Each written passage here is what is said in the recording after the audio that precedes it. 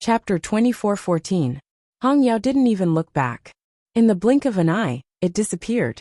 Dumpling stood there alone, holding the door frame with one hand. She pursed her lips, raised her hand, and wiped away her tears. Then, she turned around and went back into the house. Bang! She slammed the door shut without hesitation. Obviously, she was very angry. Chi-Han frowned even more. When they came back together, everything was fine. How come in the blink of an eye? He hesitated for a moment, then walked over and knocked on the door. Dumpling! Since his master wasn't around, he had to take care of her. After a short silence, a sobbing sound came from the room. Woo! Chi-Han paused. After thinking for a while, he swallowed the rest of his words and continued to guard the door. Yu Qian and Xu Jing soon arrived in front of Mu Qinghe's courtyard. Looking at the still tightly shut door, the two of them looked at each other.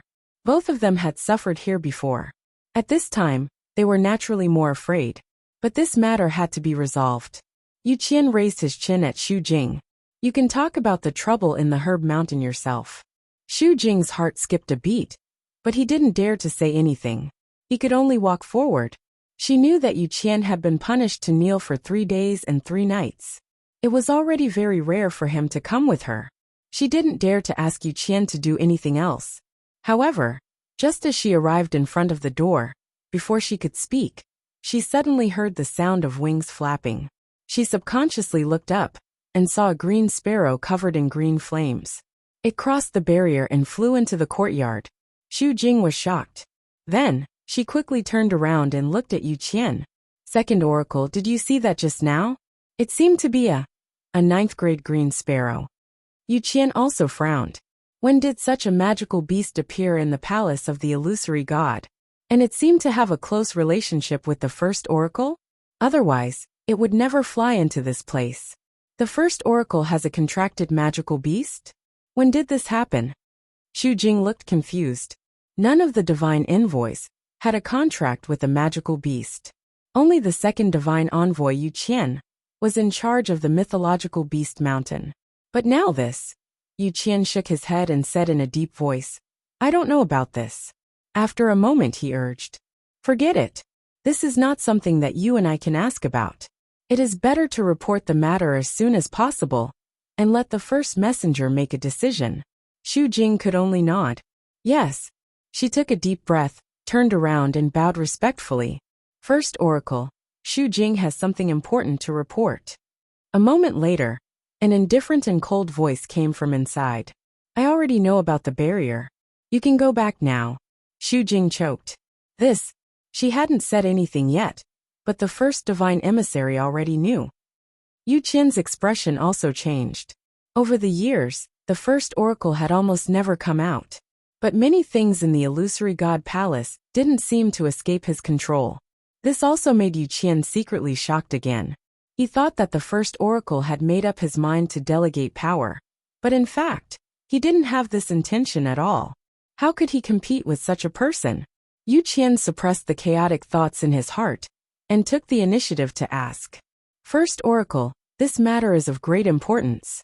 Xu Jing alone can't solve it. You don't plan to do anything? The gate of heaven is about to close. The voice continued to sound. I have my own plans. With just a few words, he had already expressed his attitude. Xu Jing and Yu Qian exchanged glances and saw a bit of confusion in each other's eyes. At this point, the first oracle still didn't show up? He said he had his own plans. What did he mean? Xu Jing wanted to continue asking, but Yu Qian had already spoken. Yes, we know. After saying that, he gave Xu Jing a look. The two of them left in unison. After walking for a while, Xu Jing couldn't help but ask. Second Oracle, what do you think the first oracle is planning to do? So many things have happened in the illusory god palace during this period, but he refused to show up. He can't be like this when the gate of heaven closes, right? Impossible. Yu Qian immediately denied her guess. At that time, even the emperor will descend, let alone him. We just have to wait. Anyway, they had already said what they needed to say. If something really happened, it couldn't be completely blamed on them. Hearing that name, Xu Jing suddenly felt a deep sense of respect and fear. Immediately, She suddenly thought of something and asked hesitantly. By the way, there's something. Second oracle. Do you know what the left divine general has been busy with recently? Yu Qian glanced at her. How would I know this? The left divine general and the right divine general were the emperor's most trusted confidants. They were also the two strongest generals under him. Their status was respected, and their strength was unfathomable. Even he didn't dare to treat them casually in front of those two. How would he know this? Xu Jing nodded with some disappointment. In fact, she had already expected this result, but she was unwilling to accept it and still wanted to ask clearly. Why are you suddenly asking this? Nothing. Xu Jing forced a smile and casually came up with an excuse. But who was Yu Qian? He could see Xu Jing's thoughts clearly, but he didn't point it out. It's almost time. At that time, they will definitely appear with the emperor. If you're not in a hurry, just wait patiently. Yes. Waiting was always especially unbearable. Shang Guanjing glanced at the room again in confusion. It's been so long. These two. This game of chess, haven't they finished yet? In the room, Chu Luiyue stared at the chessboard in front of her. Her lips were slightly pale. She rubbed the chess piece in her hand and suddenly thought of something. She looked up at the man opposite her. It was also you in the Red Moon Desert. Rong Xiu's lips curled up slightly, but he didn't comment. Chu Luiyue paused. De Bao and the others knew your identity long ago? Digression. If there was a secret that needed everyone to hide together, what would it be? Chapter 24:15. Rong Xiu pondered for a moment, as if thinking about how to answer this question. But in Chu Liyue's eyes, this reaction was already a clear answer. She sneered. This man had hidden it from her so deeply. But anyway, De Bao and the others had done similar things a long time ago. When she came to the illusory god palace for the first time, and saw the Xian formations on the star path, she knew that some things were no longer under her control. In contrast, she quickly accepted Rong Xiu's identity as the first master. Rong Xiu paused and said, they didn't know about what happened to Yao Chun at the beginning. Chu Liyue's eyebrows moved slightly. What does this mean? She narrowed her eyes slightly and fixed her gaze on the man in front of her. Rong Xiu. Why are you suddenly telling me this at this time? Chu Liyue asked softly. First master. If Rong Xiu didn't take the initiative to say it, she probably would never have thought of it. It didn't seem to matter, even if these things were to be buried under the dust of time. But he still said it, and at this time, Rong Xiu smiled. There are some things that you will know eventually. In the past, he didn't want her to know, and did everything possible to hide it. But now, he still had to say it. Rong Xiu thought of something, and a layer of darkness covered his eyes. Bright flowing lights flickered, and were reflected in his eyes, silently gathering. Chu Liyue couldn't see through it. Rong Xiu was very thoughtful, although she thought the same as this man most of the time. When he didn't want to show anything, no one could see through his thoughts, including her. Rong Xiu suddenly asked, aren't you angry? Chu Liyue rested her chin on one hand and rubbed the chess piece thoughtfully with the other. Why should I be angry? Although you hid it from me, didn't you tell me now? She was actually not particularly concerned about this matter, because she knew that he would never hurt her. This was an absolute certainty that came from the depths of his heart, a will that was even engraved in his bones and blood. But after this round, you have to answer all my questions truthfully. Rong Xiu's lips curved up. Of course. Chu Liyue made up his mind and finally put down the chess piece in his hand. Time passed. These two children haven't come out yet. Are they planning to wait until the divine gate closes? In the courtyard, Shang Guanjing sat on a stone bench speechless. He had been waiting for a long time, but the doors of the two were still tightly shut, with no intention of coming out. Apart from the fluctuations that he could faintly sense from the barrier, there was nothing else. After thinking for a moment, he suddenly stood up. Forget it. I'm not waiting anymore. He should first go to the illusory god palace to take a look. He knew that Duge Mabao and Lan Xiao were trapped inside. Previously, he wanted to wait for Chu Liyue, because he wanted to go with her, and see if they could cooperate to find some clues. But now that she had not come out, She would probably be busy for a while. He could not wait any longer.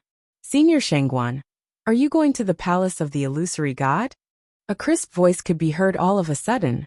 Shangguan Jing turned his head. Aunt 11? Yes, what's wrong? Aunt 11 thought for a moment and shook her head. My sister and I also want to go to the palace of the illusory god.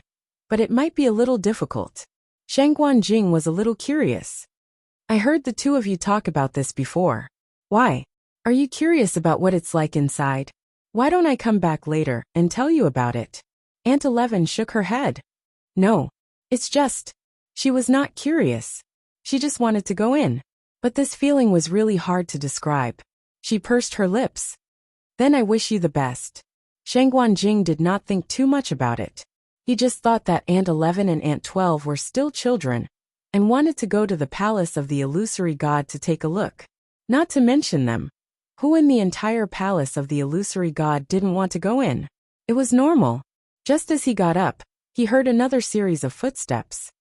Hey, Shangguan. Wait. Shangguan Jing turned his gaze and saw Tang Ke walking over quickly. Then, Tang Ke handed over a jade bracelet. This is the interspatial bracelet I just made recently. There are some things I prepared for Lizzie in it. Can you help me send it over? Shangguan Jing subconsciously took the bracelet and looked at him strangely. Senior Tang Ke, if you want to send it over, can't you go yourself? He was also a refining saint. It was easy for him to go in. Why did he have to ask him for help? The corner of Tang Ke's eyes twitched. This. I still have something to deal with, so I may not be able to go for the time being. Shangguan Jing looked suspicious. Something. What could happen to him? If it was before, Tang Ke was mostly helping to guide him. It would be understandable. But now, he had successfully broken through to become a refining saint. Logically speaking, Tang Ke should be free, right? Besides, everyone knew how Tang Ke treated Suli. He clearly missed Suli very much, but he refused to go to the palace of the illusory god. Senior Tang Ke, is it inconvenient? Shangguan Jing asked tentatively. Tang Ke hurriedly waved his hand. No. I really can't get away for the time being. Wait for a while, I'll go over. Shangguan Jing did not quite believe his excuse. But since the other party had already said so much, there was no need to continue asking. He nodded. Senior Tang Ke, don't worry. I'll definitely help you send it over. Tang Ke secretly heaved a sigh of relief, gave a few more instructions and went back. The door was closed. Shangguan Jing was stunned. It seemed that Tang Ke really did not plan to go now. He put away the bracelet and headed in the direction of the palace of the illusory god. Shangguan Jing entered the palace of the illusory god very smoothly and quickly found Su Li's residence. He asked you to send it over? Su Li played with the bracelet in her hand. Her usually gentle eyebrows were tinged with interest at this time. It seems that he's really busy. Shangguan Jing was speechless. Why did he suddenly feel cold? But fortunately, Su Li still accepted the bracelet. She raised her head and asked, How is little you are now? I haven't seen her these few days. Shangguan Jing briefly explained the situation to him. Su Li suddenly understood. I see. But Holy Sun is really strange. Why does he want to play chess with little Yu at this time? Shangguan Jing shook his head. Both of them have their own ideas. Maybe they have other plans. And Rongxiu's strength is tyrannical. The two of them can also improve their strength by exchanging pointers. He was also familiar with Rongxiu. He deeply knew that the strength he displayed was far from what it seemed on the surface. Su Li nodded and said, You're right. But now little Yu has finished walking the Star Road and comprehended all the Xian formations on it. Logically speaking, she's already very powerful. After a while, the gate of heaven will close. I don't know if she can ascend to heaven and become a god at that time. You mean this? Xiao Ran, who was lying lazily in his courtyard, paused when he heard the two's question. He sat up with a toothpick in his mouth.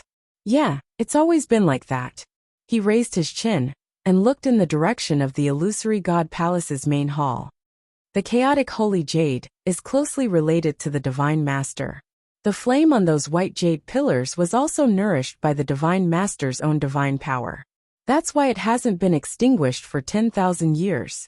Is there a problem? Shangguanjing and Suli looked at each other. It seemed that Xiaoran didn't know that the white jade pillars needed extra care. Now, it was purely an accident that Suli saw it that day.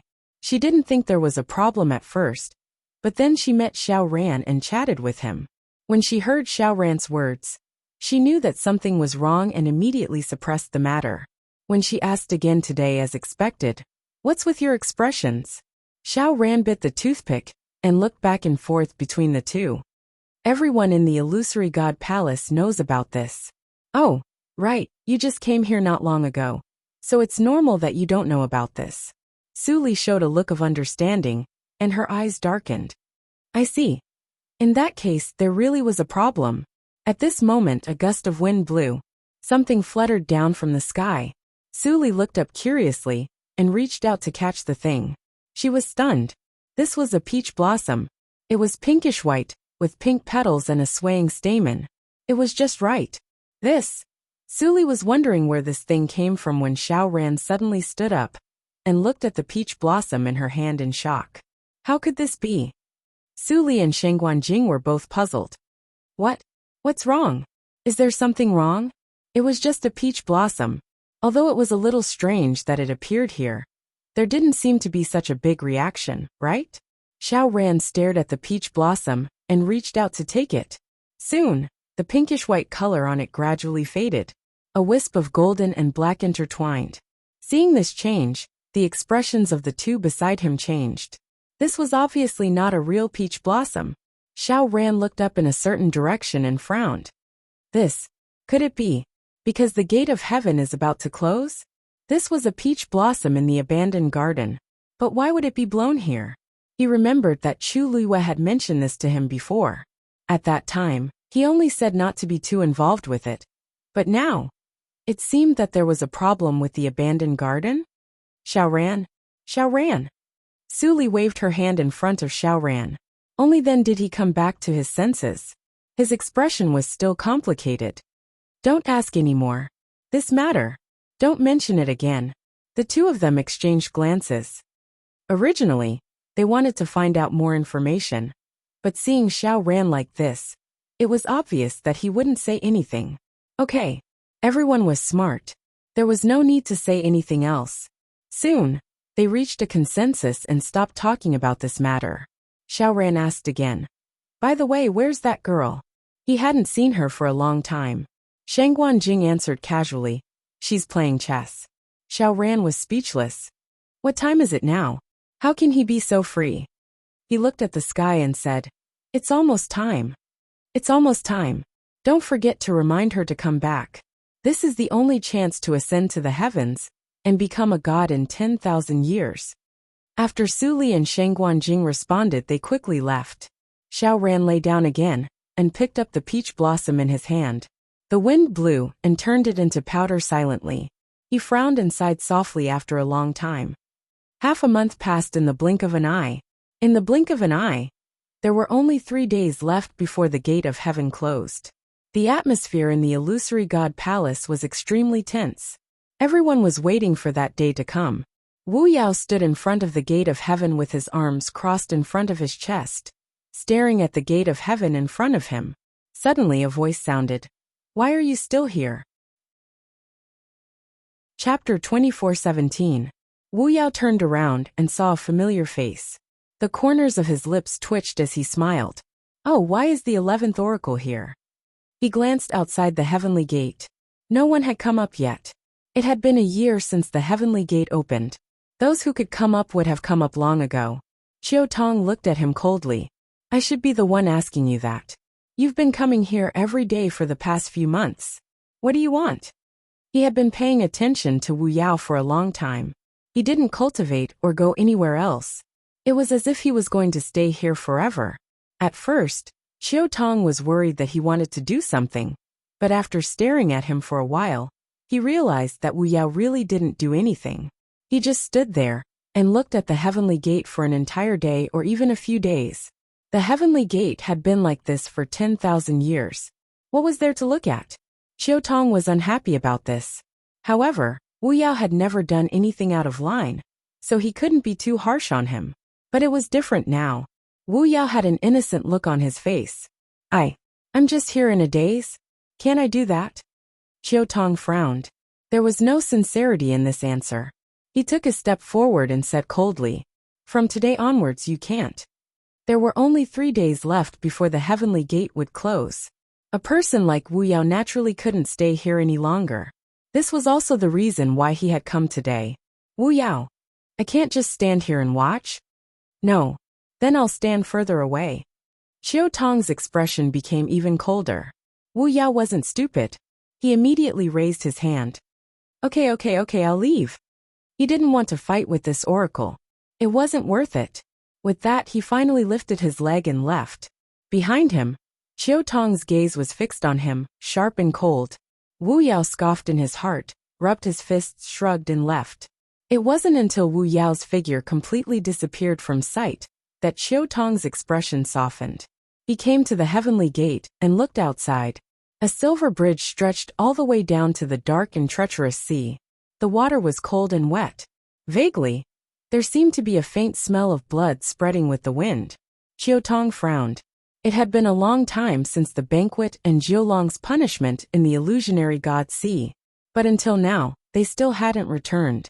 The first oracle had no intention of relenting. There were only 3 days left.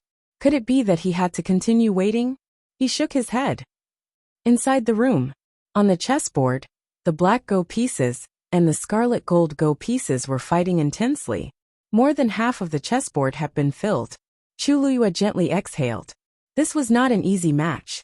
Every ray of light and every chess piece on it contained an astonishing amount of power. Every time she placed a chess piece, she would have to endure an extremely harsh and even terrifying power. Even now, before the game was over, the energy in her body had already been exhausted. It was almost as if he could not hold on any longer. Even her hand, which was holding the chess piece, was trembling slightly. But the man opposite her did not say a word. His eyes were deep, and it was difficult to guess what he was thinking.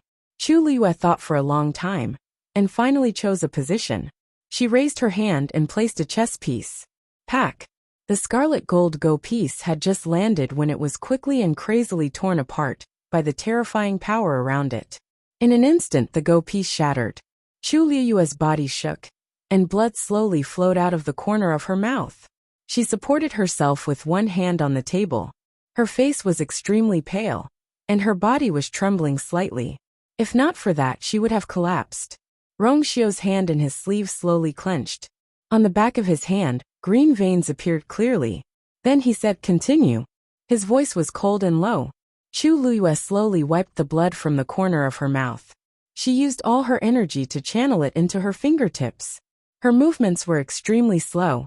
If anyone else was here, they would definitely see that Chu Liyue had reached her limit.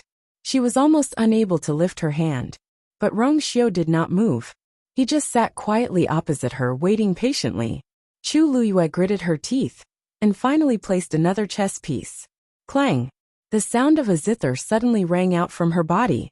Chu Liyue's eyebrows twitched. Then she felt a wave coming from the interspatial ring on her hand. That was, the stones brought back from the god-slaying mound were agitated. She was shocked and opened her eyes slightly.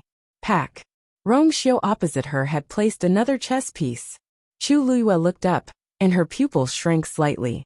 The black go piece had almost forced her into a dead end. There was no way to retreat. Another sound of a zither rang out. Chu Liyue suddenly realized something. This was not the first 2 pieces of music. This was the last piece of music. She suddenly looked up at Rong Xiu. He said, "It's not over yet." In the god-slaying mound, the sky was dark and dark clouds gathered. A rough wind blew across the wilderness, stirring up the sand. Everything was foggy, as if covered with a layer of gauze. It was impossible to see clearly. There was no one here. It was as silent as a huge tomb. Countless broken tombstones were scattered on the ground, full of indescribable desolation and sorrow. The black wall that stood between the heavens and the earth was silent. After a long time, there seemed to be a voice, laughing but not laughing. Finally, this day has come? She had really waited for a long time. Digression 6 o'clock. Chapter 24:18. The sound of the zither rang out, solemn and desolate. Sound after sound rang out in succession. It was slow and firm, creating a unique melody. That was the third zither score. At this moment, under the combined effects of many forces, the last piece of the zither score hidden in Chu Liyue's body began to merge. Every sound fell clearly into her ears, enveloping her. The entire room seemed to be squeezed tight by the sound of the zither. The blood in her body surged rapidly, almost boiling. Chu Liyue took a deep breath, swallowed the thick blood between her lips and teeth, and continued playing. A layer of dazzling golden barrier surrounded the entire room. No matter how much energy there was, it was completely devoured and annihilated. Not a single bit leaked out. Therefore, even though they were close by, the others in the courtyard did not know what was going on inside. Wu Yao returned to the courtyard, only glanced over a few times, then went to the back to practice his martial arts. Hua Shuang opened the door, and the golden-winged black-boned beast instantly flew over. At his feet, a small wind-treading tiger also jumped onto his calf.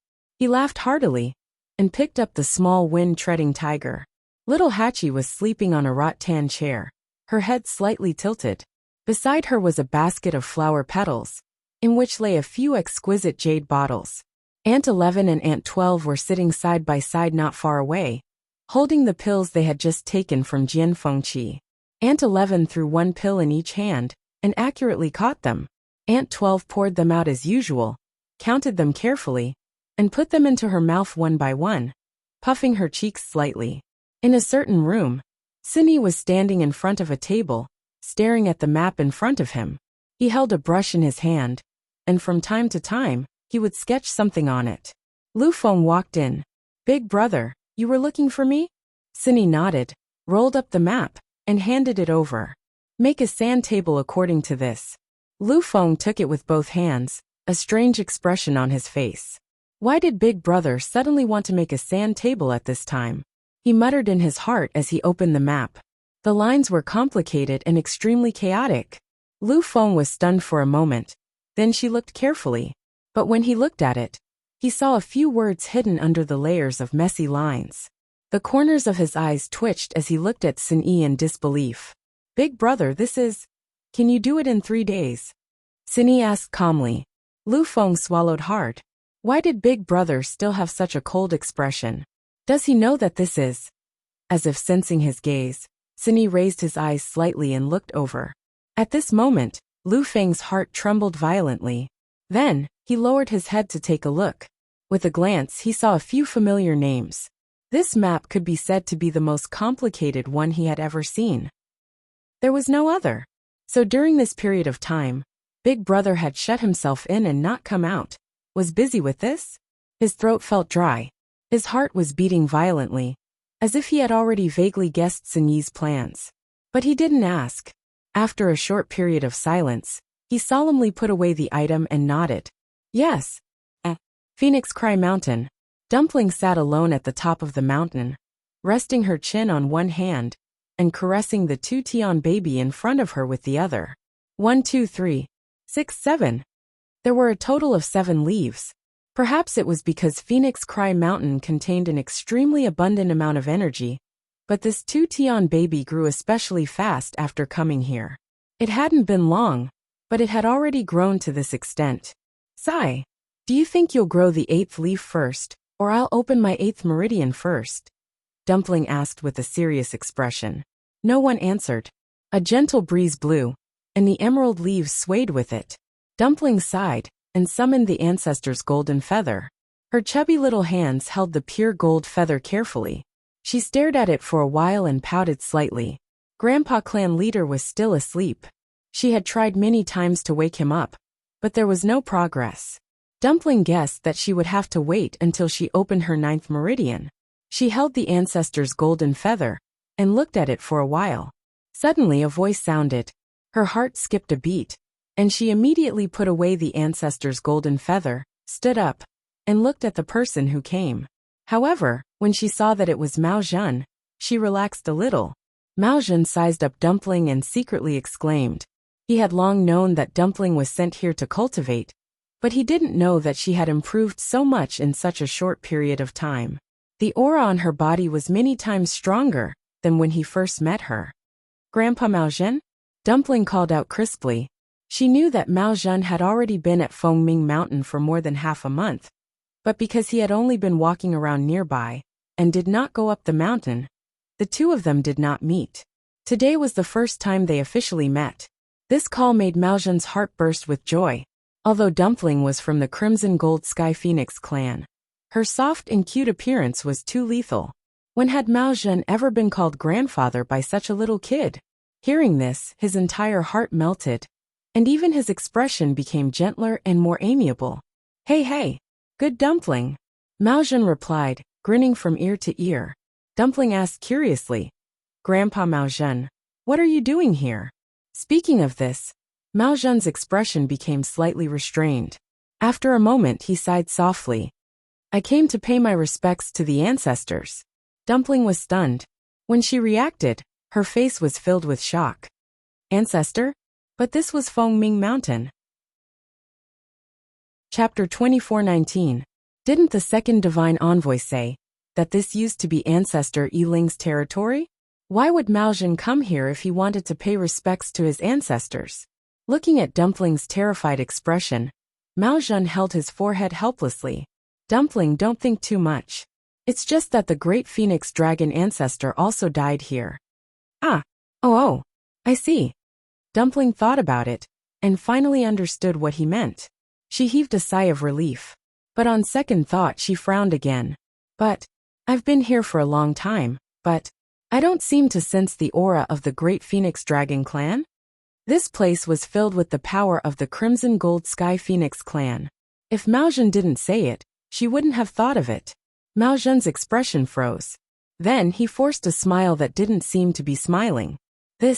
I know. Dumpling saw that his expression wasn't right. She placed her hands behind her back and lightly drew on the ground with the tip of her foot. After a while she asked softly, Grandpa Maozhen, did I say something wrong?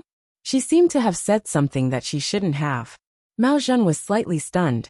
Then he smiled and shook his head. No, it's all in the past. It has nothing to do with you. Don't take it to heart. Dumpling replied with an oh and sighed softly. Although she was young, she was smart and sensitive. She sensed that Maozhen's emotions seemed to be a little off, so she didn't say anything. Maozhen changed the topic. You're about to open your 8th meridian? Dumpling blinked and nodded. Yes, there was nothing to hide. After all, her ultimate goal was to open her 9th meridian. Maozhen sighed. Very good. He had actually opened his 8th meridian. He originally had the chance to open his 9th meridian. Unfortunately, many things happened back then, and it was delayed. It was already very difficult to live again, so he didn't have any extravagant hopes. When he saw Dumpling, he knew very well that she indeed had hopes of opening her 9th meridian. Hearing this answer, he couldn't help but sigh. Dumpling asked curiously, Grandpa Maozhen, how did you get here? That divine envoy was willing to let you in? This was really strange. After all, apart from you, no one else was allowed to casually enter this place. It was the same for the other oracles. Maozhen nodded. Yes, but it's time for me to leave. Dumpling felt a little disappointed. After all, it was too boring for her to stay here alone. After quarreling with Red Demon, it didn't come again. She was the only one left here. Then, Grandpa Maozhen, how is Ayu now? Dumpling asked nervously. Previously, she had vaguely sensed that something was wrong with Ayu's situation, but it was not appropriate for her to go out now. She knew that Yu Qian was keeping a close eye on her. On the surface, there was no contract between her and Ayu. If she went now, it would definitely arouse suspicion. Maozhen was stunned. I haven't seen her in a while, but it should be pretty good, right? She had entered the illusory god palace. No matter what others thought, she was already standing at the very top. There was nothing for her to worry about. Dumpling pursed her lips. She knew that she couldn't get anything out of Maozhen. That's good, puff. Suddenly, a subtle sound came from Dumpling's side. She looked down in surprise, and her big grape-like eyes immediately widened. The heaven-wrecking holy seed had actually sprouted an 8th leaf. Just at that moment, almost at the same time, she felt that there seemed to be a vigorous force in her body that suddenly stirred up a storm. Dumpling was shocked and subconsciously looked in a certain direction. What was going on with you? Why did her strength suddenly soar? All that was left in Chu Liyue's ears was the sound of the zither. The tune seemed to come from a very distant time and space, but it also seemed to fly up from the deepest corner of her body. One song, one sound. She supported herself on the table with one hand. Because of the force, her knuckles were faintly white. The other hand was holding a chess piece. Her eyes reflected the resplendent light on the chessboard. Other than that, there was nothing else. She gritted her teeth and put down the chess piece in her hand. Smack! In an instant, the surrounding power rushed in crazily. Chu Liyue's eyes were dark and bright. She stared without blinking.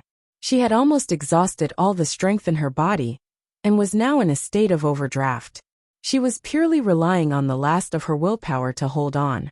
However, in the unseen world, every time she thought that she was going to die, there would always be a surge of power in her body. That was the power that had been accumulated in various parts of her body over the years. It could be seen that she was now forced into a desperate situation. In such a desperate situation, she could only fight back. However, from the beginning to the end, the gorgeous water droplet in her dantian did not produce any waves. If she had the support of this power, she would not have been so cruel. But there was none. Therefore, Chu Liyue could only desperately search for the remaining power in her body, and piece together the third zither score bit by bit.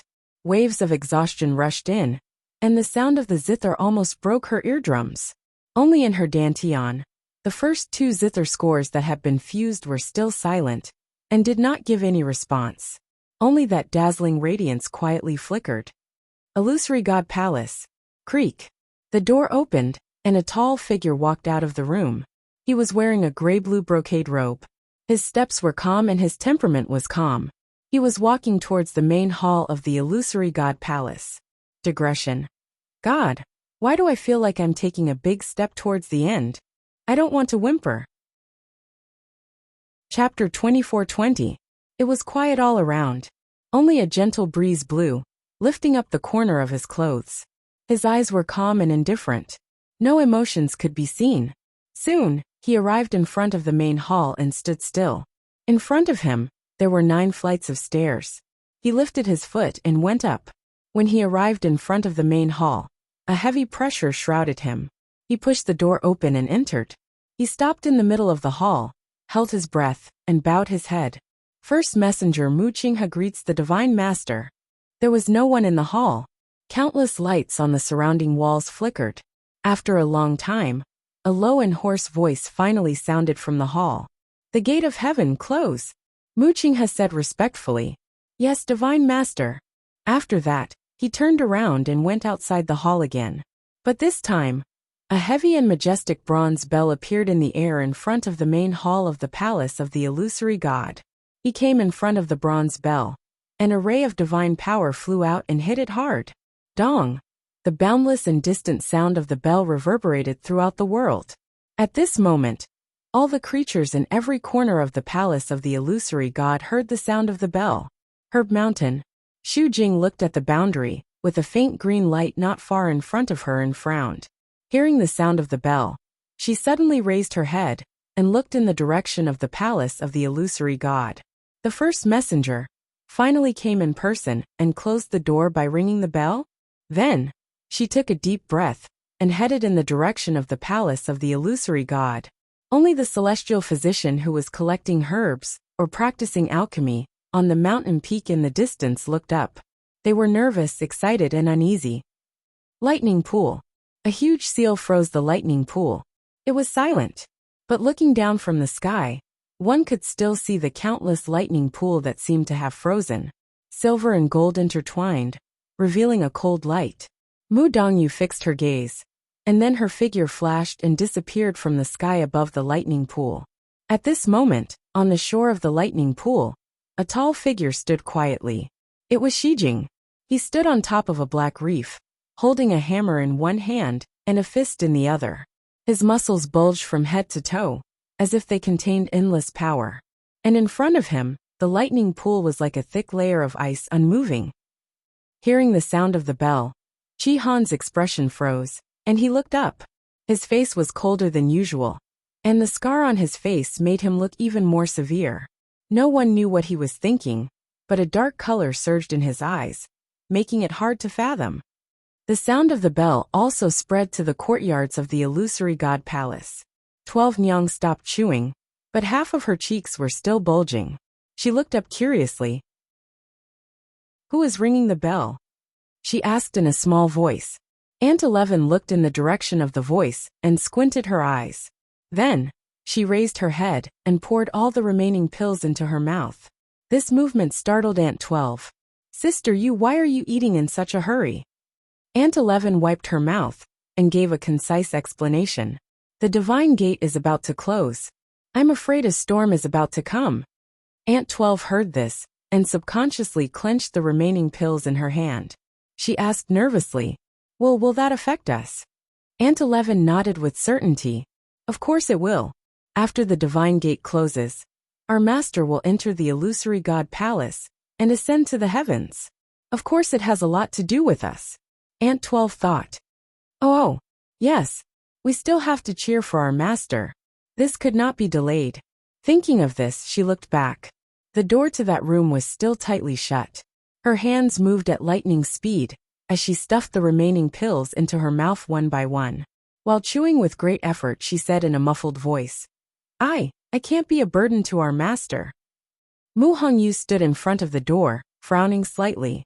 This day had finally come, but there was still no progress on her master's side. After the fight with Mu Qinghe and Bailing in the illusory god sea, she and Chu Luiyue had not been there again. The other party was very strict. Even if she was now in the Mahayana realm, she could not do anything.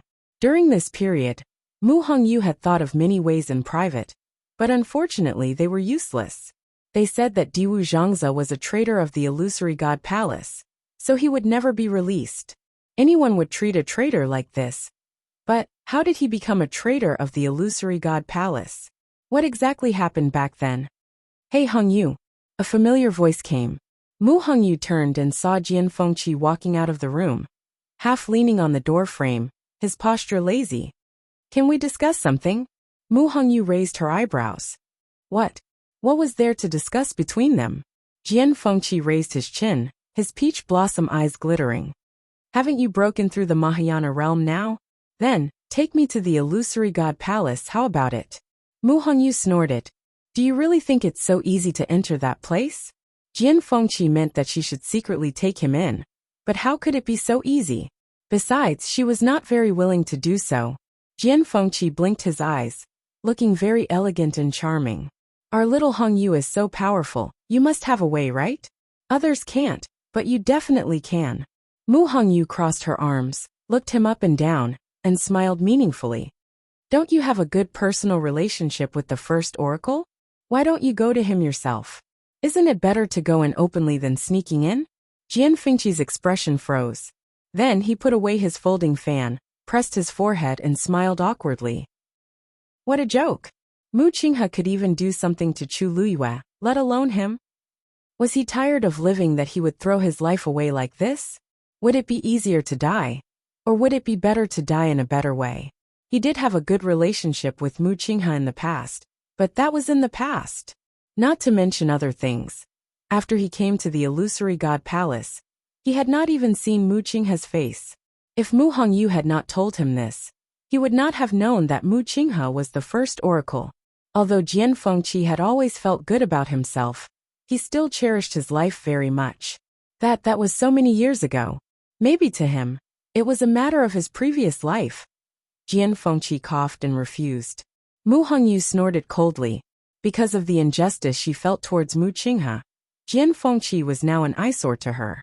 Little Hachi stretched and got up from the recliner, muttering in a low voice. What are you doing? So noisy.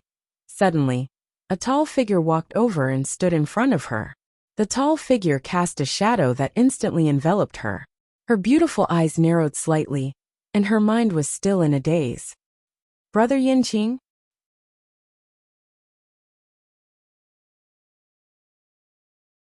Aya, the heavenly gate is about to close. Why didn't you call me? I almost missed such a big show. The sound gradually faded away. 12th Nyang opened her mouth softly. Sister 8, didn't you say that I wasn't allowed to wake you up when you were sleeping? She said that it was a beauty sleep to maintain one's appearance. In the past, every time Sister 8 was woken up from her sleep, she would go berserk. Although Aunt 11 and Aunt 12 were well taken care of, and did not suffer this kind of torture, they did see the scene of the other members of the 13th, you being chased by her. Her heart palpitated. She looked at little Hachi strangely. Sister 8, why aren't you angry this time? Aunt 11's voice was calm as she reminded her. That's Sister 8's husband. He's different from us after all. Little Hachi, I already said that it was a misunderstanding. It really was a misunderstanding. At this moment, little Hachi suddenly felt a gaze on her. She subconsciously straightened her shoulders and raised her voice. Of course it's because the one who woke up Sister 8 was the one who hit the bell. It's not appropriate to vent your anger on Darren Yanqing. The two girls looked at her with their eyes wide open. That gaze seemed to have moved away again. Little Hachi's ears inexplicably heated up, and she hurriedly asked, Cough, who hit the bell? The two girls looked at each other and shook their heads. Of course it's the first oracle. Umo, who appeared out of nowhere, added. He's the only one who's qualified. Little Hachi looked at him strangely. How do you know? Umo. Who told you to be so talkative? You were just watching the show in the dark on a whim. And now you're telling the truth. Yanqing glanced at him coldly, and had no intention of helping him. Umo looked up at the sky. This? Everyone knows. Really? Go out and ask. Who hasn't heard of this in the illusory god palace? Besides, it's obvious that it's the first oracle. Little Hachi stared at him for a while. Is that so? Umo silently shut his mouth. Yanqing, this brat, really forgot about his brothers when he got a wife. Let's see how he's going to explain it to them later. Thinking of this, Umo's mood finally improved. He touched his chin and chuckled. Why haven't Master and His Highness Saint come out yet? Aunt 11 asked. Her voice immediately broke Umo's fantasy. The corner of his mouth twitched, and he turned around to look. It seems that Master's situation isn't any better. Dong. The sound of the bell came from afar and fell into her ears. Chu Liuyue's heart trembled. At this moment, a ray of light flashed through her mind. She almost couldn't control herself and placed the last piece. Clap. Clang. The fragmented sounds of the zither had finally connected completely. The third zither music score, complete reunion. A gorgeous water droplet appeared in her dantian. Compared to the previous one, this one was much smaller. Then, without any warning, it suddenly slammed into the original one. Boom. Chapter 24-22. Chu Liuyue's mind buzzed, and she momentarily blinked out. However, she soon realized that the situation was different from what she had expected. Following this incomparably violent collision, the water droplet from before was suddenly split into two. The three water droplets that shone brilliantly were suspended in the air, facing each other. The third zither score did not merge with the first two. It was even dismantled. Chu Liyue was stunned. Suddenly, there was a fluctuation of energy in front of her. She looked up and saw that Rong Xiu had also raised his hand and placed the last chess piece. The black chess piece slashed down like a sharp blade. It completely cut off the reddish-gold chess piece's escape route. This round had finally come to an end. There was no doubt that Chu Liuyue's side was completely defeated. Rong Xiu's power was too strong, and almost completely destroyed her chess piece. She exhaled softly, and looked at the chess game for a while. Then the corners of her lips curled up. A faint trace of blood was still faintly visible. I lost. Although she had said this many times, it was different this time. She lost. Very happily. So this is your real strength, she murmured softly and looked up. Her dark eyes shone with a faint light that was dazzling. All these years, she had been trying to figure out Rong Xiu's strength, but it was hard to guess. Today she finally understood. Moreover, she knew very well that Rong Xiu's purpose in this game of chess was to help her merge the third zither score. She tried and found that the three water droplets could no longer merge. In other words, there was indeed a complete zither score in her body. However, it was divided into three parts, and they could not merge with each other. After a few tries, Chu Luiyue found that the water droplets did not move. Thus she did not force it. Anyway, the third part had been sorted out. All she needed was an opportunity to officially merge them. She looked out of the window and laughed. The bell. Looks like the gate of heaven is really closing. Shall we go together? Rong Xiu waved his sleeve, and the chessboard between the two disappeared quietly. He finally got up and walked over. Chu Luiyue looked at him strangely. Why? Rong Xiu came to her and bent down slightly. He grabbed her slender waist with his long arm and pulled her into his arms. Now she had no strength in her body. Even moving a finger was extremely strenuous. Previously she was barely holding on with her willpower. Now that Rong Xiu came, she instantly lost all her strength and fell into his arms. Before she could react, she felt her chin being pinched by a strong hand. She was forced to raise her head, and his kiss had already covered the sky and earth. He hugged her very tightly, as if he wanted to crush her and melt her into his flesh and blood. It was the same with his kiss. It was as if there was a trace of almost uncontrollable madness. The taste of blood in his mouth caused him to tighten his grip. Then he moved the hand that was holding her chin down and held her hand. Her slightly curled hand was effortlessly stretched open by him. His well-defined and powerful fingers passed through the gaps between her fingers and intertwined with hers. Then, Chu Luiyue felt a warm and powerful force enter her body through her palm. She moved, as if she wanted to say something. But he held her even tighter. Chu Luiyue was a little confused. Although she had lost more than half of her strength, now that the Guqin score was in her body, she only needed to recuperate for a while to recover. But Rong Xiu, she rarely saw him like this. No, or rather she had never seen it before. It was as if he was desperately trying to hold on to something, with some kind of suppressed emotion that was about to burst out. Her heart suddenly ached. She raised her head slightly and licked his lips in response. She snuggled tightly in his arms. Even if her bones were about to be crushed by this force, she still wanted to give him more. Rong Xiu. Rong Xiu. Her syllables were blurred between her lips and teeth, broken and overflowing. I am, she said in a low and firm voice. This voice seemed to have finally woken Rong Xiu up. His movements slowed down and became much gentler. He finally let her go and kissed her lips gently, between her eyebrows and the top of her head. A low and slightly hoarse voice came from the top of her head. Wait for me in the illusory god palace.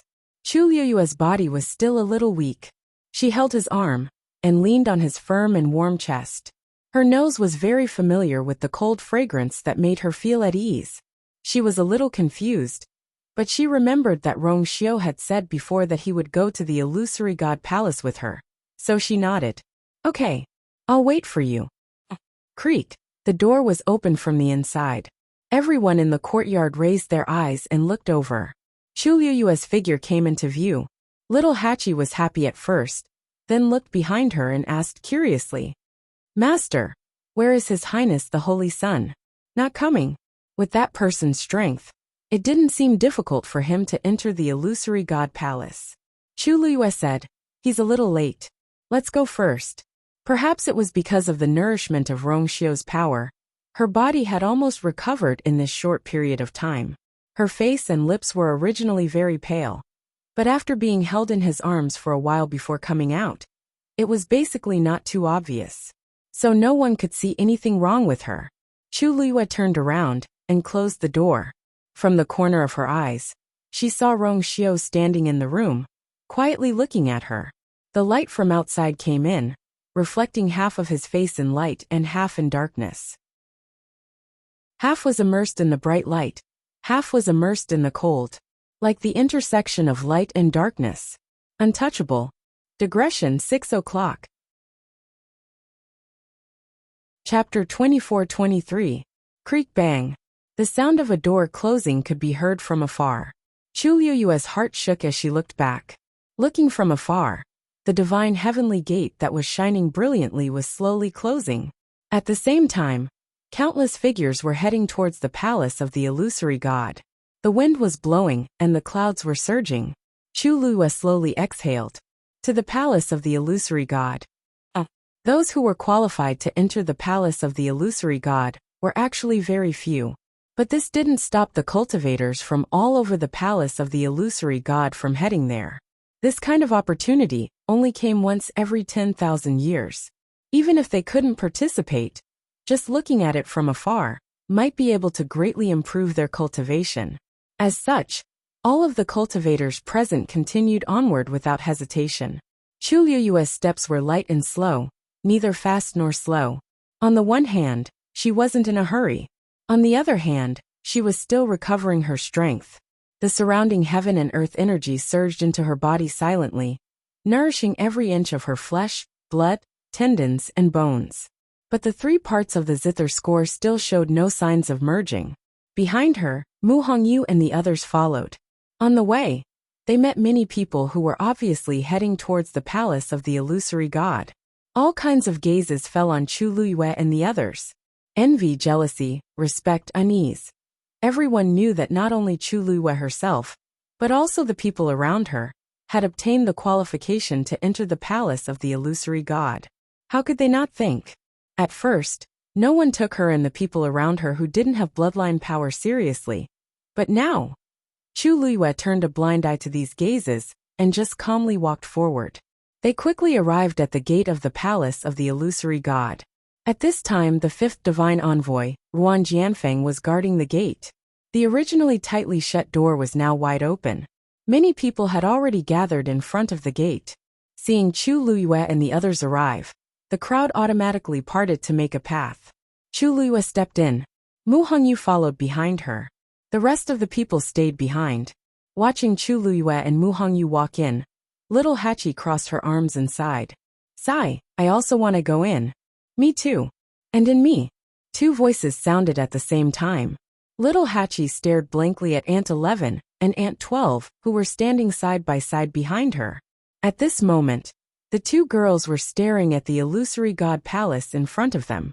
If it wasn't for Ruan Jianfeng guarding the door, the 2 of them would have already rushed in. Little Hachi's mouth twitched. She was just casually saying it to express her sincerity. But these 2, why did it seem like they really wanted to go in? She looked in the direction of their gazes. The door was wide open.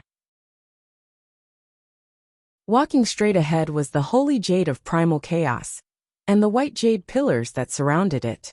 The primal chaos holy jade was dark and silent. At the top of the white jade pillar, a flame burned brightly. This doesn't seem to be wrong. That's the sacred primal chaos jade. Aunt 11 stared straight ahead. Her tone was very certain. Little Hachi blinked. Yes, what's wrong? Aunt 11 didn't say anything else. Little Hachi was helpless and turned to look at Aunt 12. I said, looking at Aunt 12, who was holding her heart with her hands. Her cheeks flushed red with yearning and envy. Little Hachi tactfully swallowed the rest of her words. Good. They were indeed twins. When faced with such a situation, their reactions were exactly the same. Well, Aunt 12 seemed to be more excited. But what's so good about the holy jade of primal chaos? Little Hachi's beautiful eyes turned. She leaned closer and asked in a low voice, Sister 11, Sister 12, what are you looking at? Can you tell Sister 8? Aunt 11 raised her hand. The holy jade of primal chaos is missing a piece. Aunt 12 nodded vigorously. Yes, it's missing a big piece. Little Hachi. I know so. Could it be that they didn't know that their master had the armillary shield? That's impossible. I've been talking to them for a while now. Logically speaking, I should have said everything I could say. She looked in that direction blankly for a few more times. But it was to no avail. After hesitating for a while, little Hachi decided to give up. She couldn't figure it out. She should just wait and see. Aunt 12 gently pulled Aunt 11's sleeve and asked softly, Elder sister, do you think we can defeat the 5th divine emissary? Little Hachi. Aunt 11 calmly shook her head. No. Aunt 12's eyes were filled with disappointment. Then it seems that we can't go in. Aunt 11 suddenly took out 2 jade bottles and handed one to Aunt 12. Fill your stomach first. Only then would you have the strength to fight. Although she didn't say the second half of the sentence, Aunt 12 instantly understood and immediately took the bottle. Little Hachi's eyelids twitched violently. The two of you, are you planning to fight the fifth messenger? 12th lady choked and swallowed a pill with difficulty. Her face was flushed red. What if? Master said that we can't let our guard down at any time. Little Hachi glanced at her faintly. So this is what she's learned from following her master? Don't think that I can't tell that the two of you are trying to force your way in. With her thoughts exposed, Aunt 12 looked at Aunt 11 for help. Aunt 11 was very calm. Not for the time being, we're not strong enough. Little Hachi. She didn't seem to be on the same frequency as these two. Did this mean that as long as they were strong enough, they would really have to fight?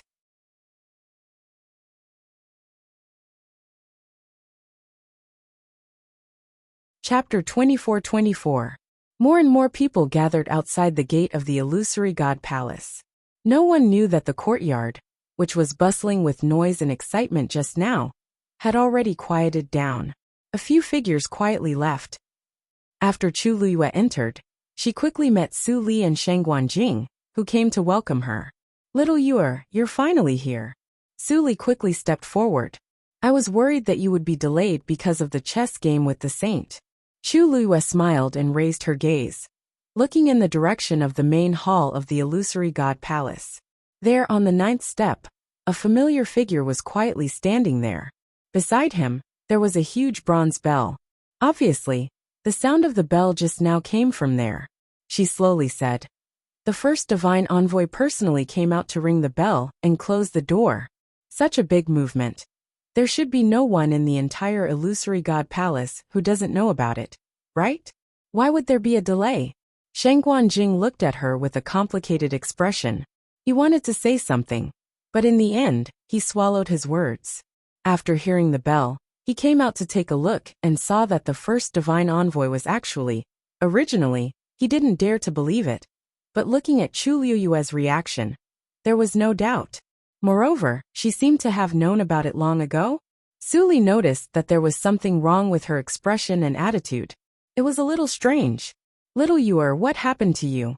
She followed Chu Liyue's gaze. She didn't know if it was an illusion, but she felt that the way Chu Liyue looked at the first divine envoy was as if she was looking at a very familiar person. She paused and said hesitantly, You know the first divine envoy? Su Li had never seen Mu Qinghe before, so she didn't know much about Chu Liyue's past in Tianling. Naturally, she didn't understand the current situation. Chu Liyue gently raised the corner of her lips and said, How could it be? That's the first divine envoy. Sheng Guanjing sighed softly. Su Li's gaze moved between the two of them, and she was a little confused. At this moment, a casual voice with a smile sounded. Little Yuer, you're finally willing to come? Chu Liyue's gaze shifted slightly, and the smile on his lips deepened. Senior Xiaoran. Xiaoran's hands were behind his head, and there was a toothpick in his mouth. His whole body was filled with indifference and laziness. He didn't look like someone who had lived for tens of thousands of years. Instead, he still looked like a teenager. When he heard how Chu Liyue addressed him, he snorted and teased him. I really don't dare to be called senior now. I should be the one calling you master. If it wasn't for Chu Liyue's advice, he would still be standing outside, bemoaning his inadequacy. How could he enter the illusory shrine? Chu Liyue knew he was joking, so he only laughed. You're flattering me. Xiaoran looked at her from head to toe. Suddenly, his expression changed. The aura on your body seems to be somewhat different from before? He couldn't tell what was different, but if he looked closely he could see it. Chu Liyue's smile didn't change. The gate of heaven is closed, and many cultivators are about to ascend to the heavens and become gods. There is only one chance, so I naturally have to make more preparations. Xiaoran touched his chin. That's true. Although it had always been said that cultivators without bloodline totems would never be able to ascend to the heavens and become gods. But for some reason, he felt that Chu Liyue had this hope. Maybe it was because she had done too many shocking things in the year she had been in the illusory god palace. Back then, everyone thought that she would be forced to leave after staying here for a month. But in the end, not only did she stay until now, but she also openly entered the illusory shrine. Most of the people outside had bloodline totems, but in the end, they were still watching from the outside. So now Xiao Ran was very suspicious of this matter. He even secretly felt that Chu Luyue might really be able to ascend to the heavens and become a god this time. Hey, I just heard you guys talking about the first divine envoy. Xiao Ran looked towards the main hall of the illusory god palace and clicked his tongue. The first divine envoy hasn't shown his face for many years. Only such a big matter can invite him. At this moment, several figures appeared one after another at the bottom of the 9 steps of the main hall of the illusory god palace. Chu Luyue narrowed her eyes slightly. She was familiar with most of them. The other divine envoys have also arrived, she said softly. Xiao Ran nodded. Yes, according to the usual practice, all the divine envoys have to come. As far as the eye could see, Yu Qian and Jin Yunlai had already arrived. Xu Jing and Mu Dongyu were also behind them. There was also one more person that Chu Luyue hadn't seen before. Who is that? She asked. Xiao Ran took a closer look. You mean the person next to the second divine envoy? That's the third divine envoy, Fan Yunxiao. Chu Luyue said. I don't think I've heard of this person before. The third divine envoy usually stays in the illusory god palace and is mainly responsible for the flow of water and accounts. It's normal that you haven't seen her before. Chu Luyue raised her eyebrows slightly. So that's what the third divine envoy does. It's really interesting. Xiao Ran looked at her strangely. What's wrong? What's wrong? Nothing. I just suddenly thought of someone. Chu Luyue thought of someone's chubby face. Our third divine envoy also likes to read accounts. It's just that I haven't seen him for a long time. I wonder how Sanson and the others are doing in the Peach Blossom dock. Xiao Ran nodded in understanding and laughed. I see, but it's not strange. The 13 divine envoys of the illusory god palace have their own duties. The third divine envoy. Chu Liyue's heart suddenly skipped a beat. She suddenly looked up. What did you say? The illusory god palace has 13 divine envoys?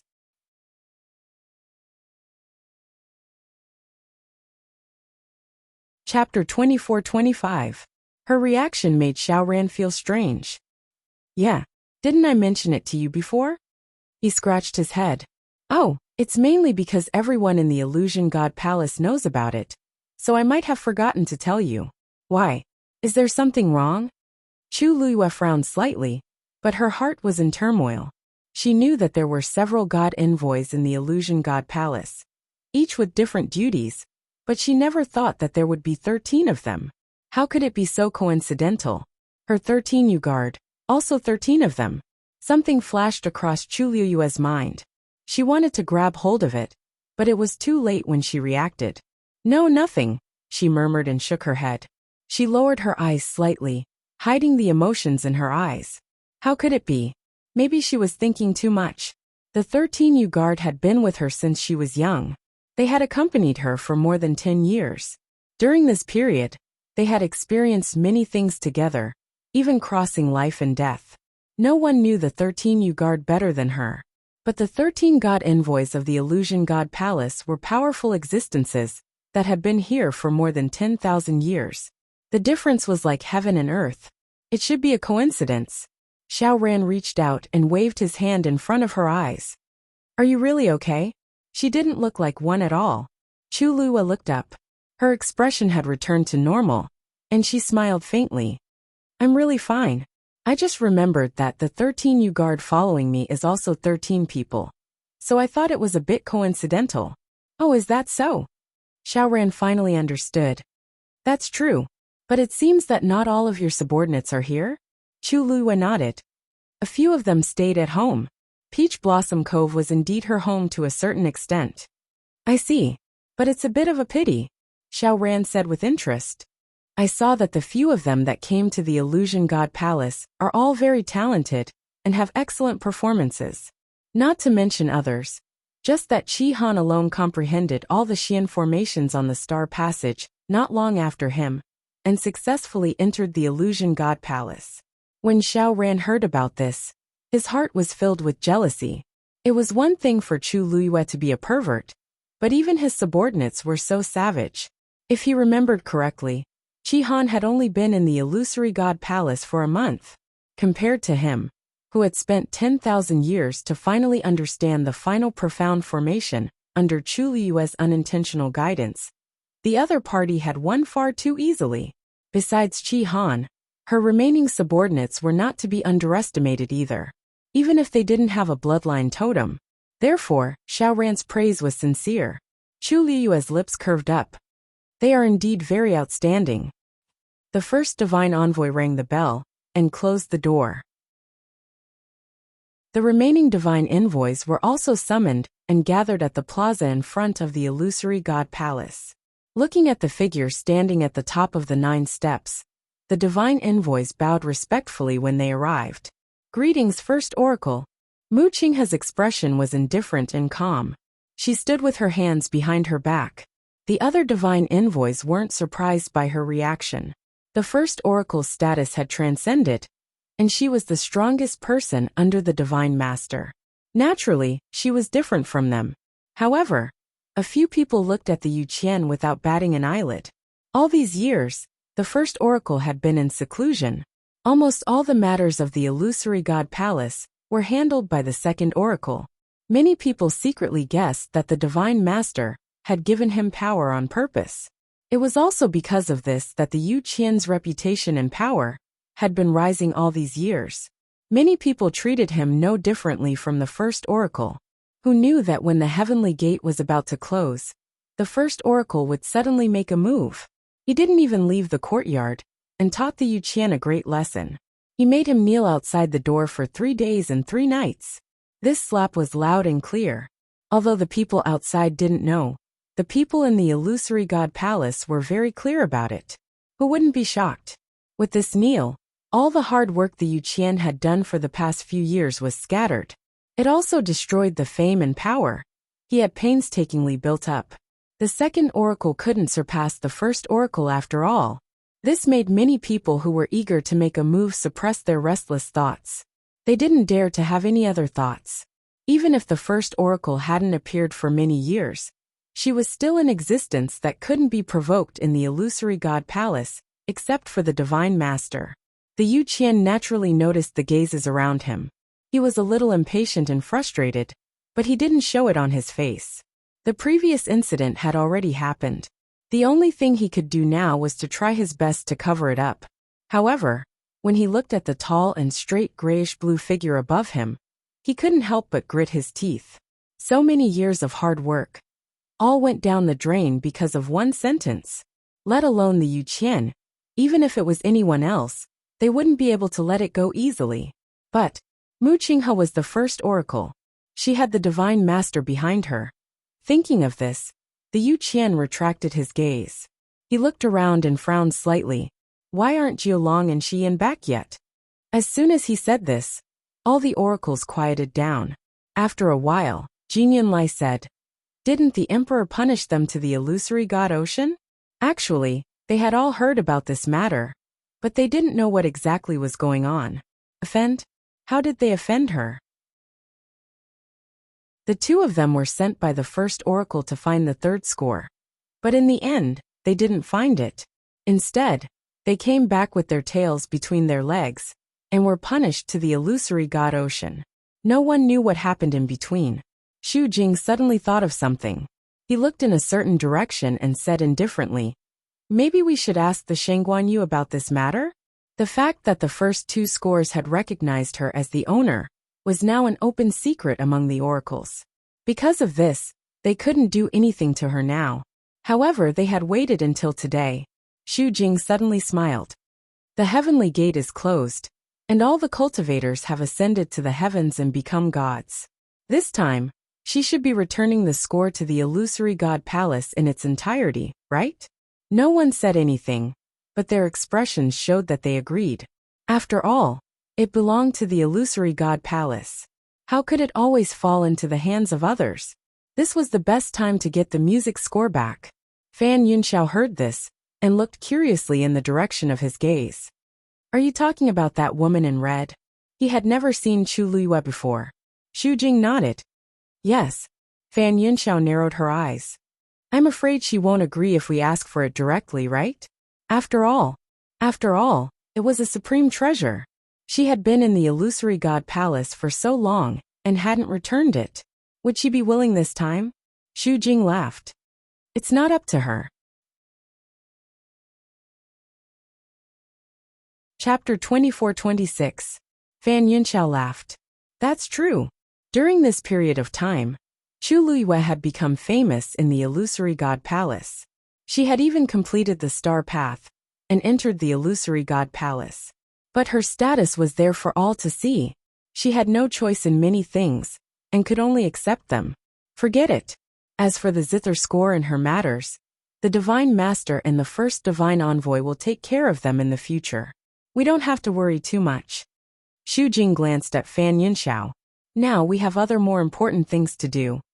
The so-called more important things were naturally supervising the many cultivators to ascend to the heavens and become gods. Third Divine Envoy, do you have the list? Fan Yunxiao's expression froze. I do, but it's not all.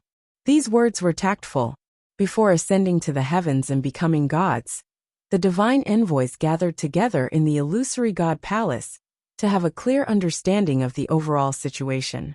Who had how many top-notch medicinal herbs in their hands, and whether they could successfully break through to the medical sage realm in the end. Who had the precious materials, and whether they could take the opportunity to refine a sacred artifact. There were also many secret arts and techniques. To a large extent, these contents determined whether a cultivator had the possibility of ascending to the heavens and becoming gods. Even though they couldn't be completely sure, as divine envoys, they had to have some idea of these things. However, looking at Fan Yunxiao, it was obvious that it couldn't be done. Xu Jing's expression changed slightly. Didn't Treasure Pavilion send the account book over? Fan Yunxiao sneered. Send it. I personally went to borrow it, but I was rejected. As soon as these words were said, the expressions of the divine envoys turned ugly. They had to admit that in this aspect, Treasure Pavilion's account book was more complete. But now they refused to lend it to them. If it was someone else, it would be fine. But the person behind Treasure Pavilion, they couldn't afford to offend him. Xu Jing thought for a moment and asked suspiciously, could it be that this is what that person wants? Fan Yunxiao's expression turned cold. Eighth Divine Envoy, be careful with your words. Xu Jing suddenly came to his senses. He pursed his lips and swallowed the rest of his words. At this moment Yu Qian said calmly, that doesn't matter. Today everyone would be gathered here. Everything was predestined.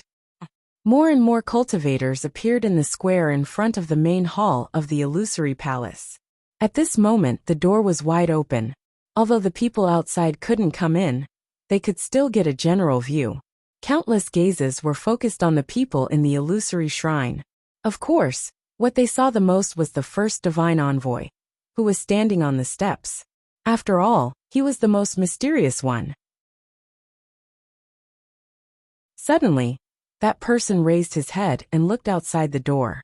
His gaze seemed to have passed through the star path and looked at the tightly shut heavenly gate. However, as he moved, the crowd could finally see his face clearly. Is that the first oracle? Standing on top of the 9 steps with a bronze bell hanging beside him. Who else could it be other than the first divine envoy? He seems to be quite young. I heard that he is much stronger than the second divine envoy. After all, he is someone who is highly regarded by the Divine Master. Naturally, he is different. Outside the door, the crowd was discussing. Behind the crowd, there was one person who was looking at the high figure with a complicated expression. It's really him, Jian Fengqi murmured in a low voice. Although Mu Hongyu had told him about this before, when he saw it with his own eyes, it was still for a moment. He didn't know how to describe his feelings. From a distance, he couldn't see very clearly. But that was Mu Qinghe. Jian Fengqi had been friends with him for more than 10 years. How could he not recognize her? But that person, after all, was completely different from the person in his memory. Mu Qinghe? Little Hachi, who was planning to laze around and wait, looked up unintentionally. When she saw that familiar face, she was shocked on the spot. Her mind went blank for a moment. Then, she turned her neck stiffly and looked at Jian Fengqi with difficulty. That person. Am I seeing things? Jian Fengqi closed his eyes and didn't say anything. But this answer was enough. Little Hachi opened her mouth, and her mind was in a mess. Madame 12, who was standing at the side, also saw this scene. She was stunned and subconsciously raised her finger. Isn't that Brother Qinghe? Madame 11 frowned and pressed her hand down. He's not. Madame 12 turned around and saw that Madame 11 was also staring at that person. That expression. Madame 12 was conflicted for a while, but she couldn't help but say, Sister. Sister. That's Brother Qinghe. How could they not recognize this face? Madame 11 pursed her lips and looked at little Hachi. Sister 8, he's not right? Her voice, which had always been crisp and clear, was now slightly hoarse for some reason. Who was Mu Qinghe?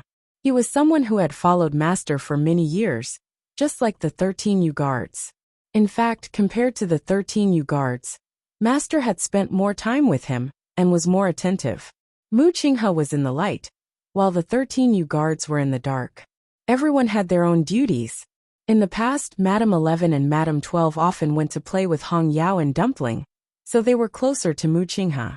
At that time, Dumpling even called him Little Nine. But later, he and the 13 guards parted ways.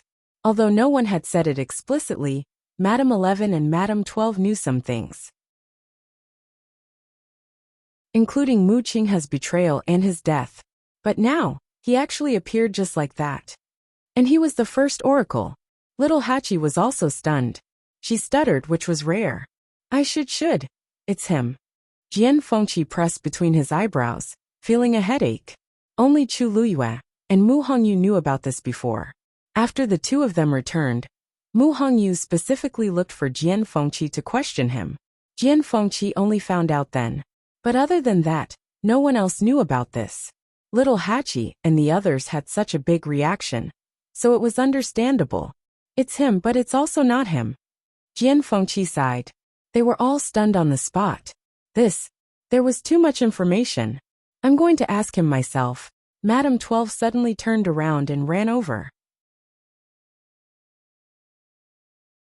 Chapter 24-27. Aunt 11 knew something was wrong and wanted to pull her back, but she was too late. In the blink of an eye, Aunt 12 had run quite a distance away. Little Hachi's heart skipped a beat. What is she doing? Stop her. What was this place? How dangerous was it for Aunt 12 to run over like that? Before she could finish her sentence, Aunt 11 stomped her feet and ran over. Catch up to her. Little Hachi was very anxious and quickly followed after her with Jian Fengqi. Even though Xiao Ba and Jian Fengqi weren't very strict and proper people normally, the two of them were very clear-headed and knew what they could and couldn't do. Even if they were really confused about Mu Qinghe, they could not go over at this time. However, there were too many people around, and the two girls were running too fast. Jian Fengqi and Little Hachi could not catch up. Aunt 12 ran out of the crowd and went straight to the gate of the palace of the illusory god. When everyone saw this scene, they were all taken aback. What was going on? Was she trying to break into the palace of the illusory god? Ruan Jianfeng, who was guarding the gate, also saw this scene. His face darkened, and he waved his sword to stop her. Whoosh! The bright light of the sword cut through the air and blocked in front of Aunt 12 instantly. The biting cold air was very oppressive. Who are you? How dare you break into the palace of the illusory god? Aunt 12 did not stop and was about to hit the sword. It looked like she was really looking for death. Some of the onlookers could not help but frown. How could a good little girl be so stubborn? Crack! The crisp sound of a sharp weapon breaking was heard. Everyone looked at the scene in front of them with their mouths agape. They almost thought that they were hallucinating. That little girl, with just a light twist of her little hand, broke the fifth divine emissary's sword. Wan Jianfeng was also stunned. The corner of his eyes twitched when he saw 12 Madam simply throw the broken sword to the ground. Where did this come from? Seeing that Aunt 12 was about to go in, Ruan Jianfeng immediately stepped forward and shouted, How dare you? He personally came forward to stop her, and 12 Nyang had no choice but to stop. She looked up at Ruan Jianfeng. Her face flushed red and her eyes filled with tears. I want to go in. His voice was very soft, but his tone was unusually firm. Wang Jianfeng's expression was cold. Do you think the palace of the illusory god is a place where you can enter as you please? If you don't leave quickly, don't blame me for being impolite. Today was a special day, and he didn't want to make a move on this little girl. It was too troublesome. Just as 12th Nyang was about to say something, she was suddenly pulled from behind. She turned around and saw that it was Aunt 11. Sister, let's go back first. Aunt 11 was exceptionally calm as she held her hand tightly, but 12 Nyang did not want to listen. Her feet seemed to be nailed to the ground. She bit her lips and tears fell. But, sister, don't you want to go and ask? Why are you here? How did he become the first oracle?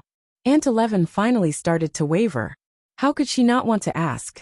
But, Sister 11, Sister 12, now is not the time to talk about this. Let's go back first. At this time little Hachi and Jian Fengqi finally rushed over. Although little Hachi was also very shocked, she was still a few years older than them. The current situation, how could it be explained in a few sentences? 12 Nyang suddenly grabbed her hand, her eyes red. Sister 8, I want to go and ask. I must go. Unlike Aunt 11, 12 Nyang was usually a soft person. She spoke very little, and her voice was always soft. She had never been angry or quarreled with anyone. When she encountered happy things, she would only cover her mouth and smile. When she encountered sad things, she would only cry silently and secretly, not daring to let others know. This was the first time little Hachi saw 12 Nyang so determined to do something. She wiped her tears and said, I want to go and ask him, why did he do such a thing to Master? Did he lie to all of us? And Master? Little Hachi felt as if a fishbone was stuck in her throat. The rest of her words could not be said. She raised her eyes and looked inside. That person, is he looking here now? Wang Jianfeng warned in a low voice. I'll count to 3. If you don't leave by then, I'll take action immediately. Aunt 11 suddenly raised her eyes and looked at him coldly. We have something to ask Mu Qinghe. Who do you think you are? Wang Jianfeng did not have time to get angry about the second half of the sentence. His attention was all on the first half of the sentence. How dare you? His face immediately turned cold. When the surrounding people heard Aunt 11's words, they instantly went into an uproar. What did she say? Who is she going to ask? It seems to be the first oracle? Is she looking for death? Not only did she call the first oracle by his name, but she also used such an interrogative tone. I think these people have all gone crazy. Jian Fengqi was very anxious. I said, let's go back first. I'll explain it to you in detail later. Before he could finish, an indifferent and low voice suddenly came from the palace of the illusory god. Jianfeng, is this how you guard the door? They were all stunned. This voice was very familiar. This tone was unfamiliar. Wang Jianfeng's heart skipped a beat. He immediately turned around and said, reporting to the first oracle, these people said they want to see you. I won't see them. Mu Qinghe's voice was extremely cold. If anyone tries to force their way into the palace of the illusory god, kill them on the spot. Hearing this, everyone quieted down. Inside and outside the palace of the illusory god, there was a dead silence. Chu Luiyue looked down at the ground in front of him and suddenly smiled.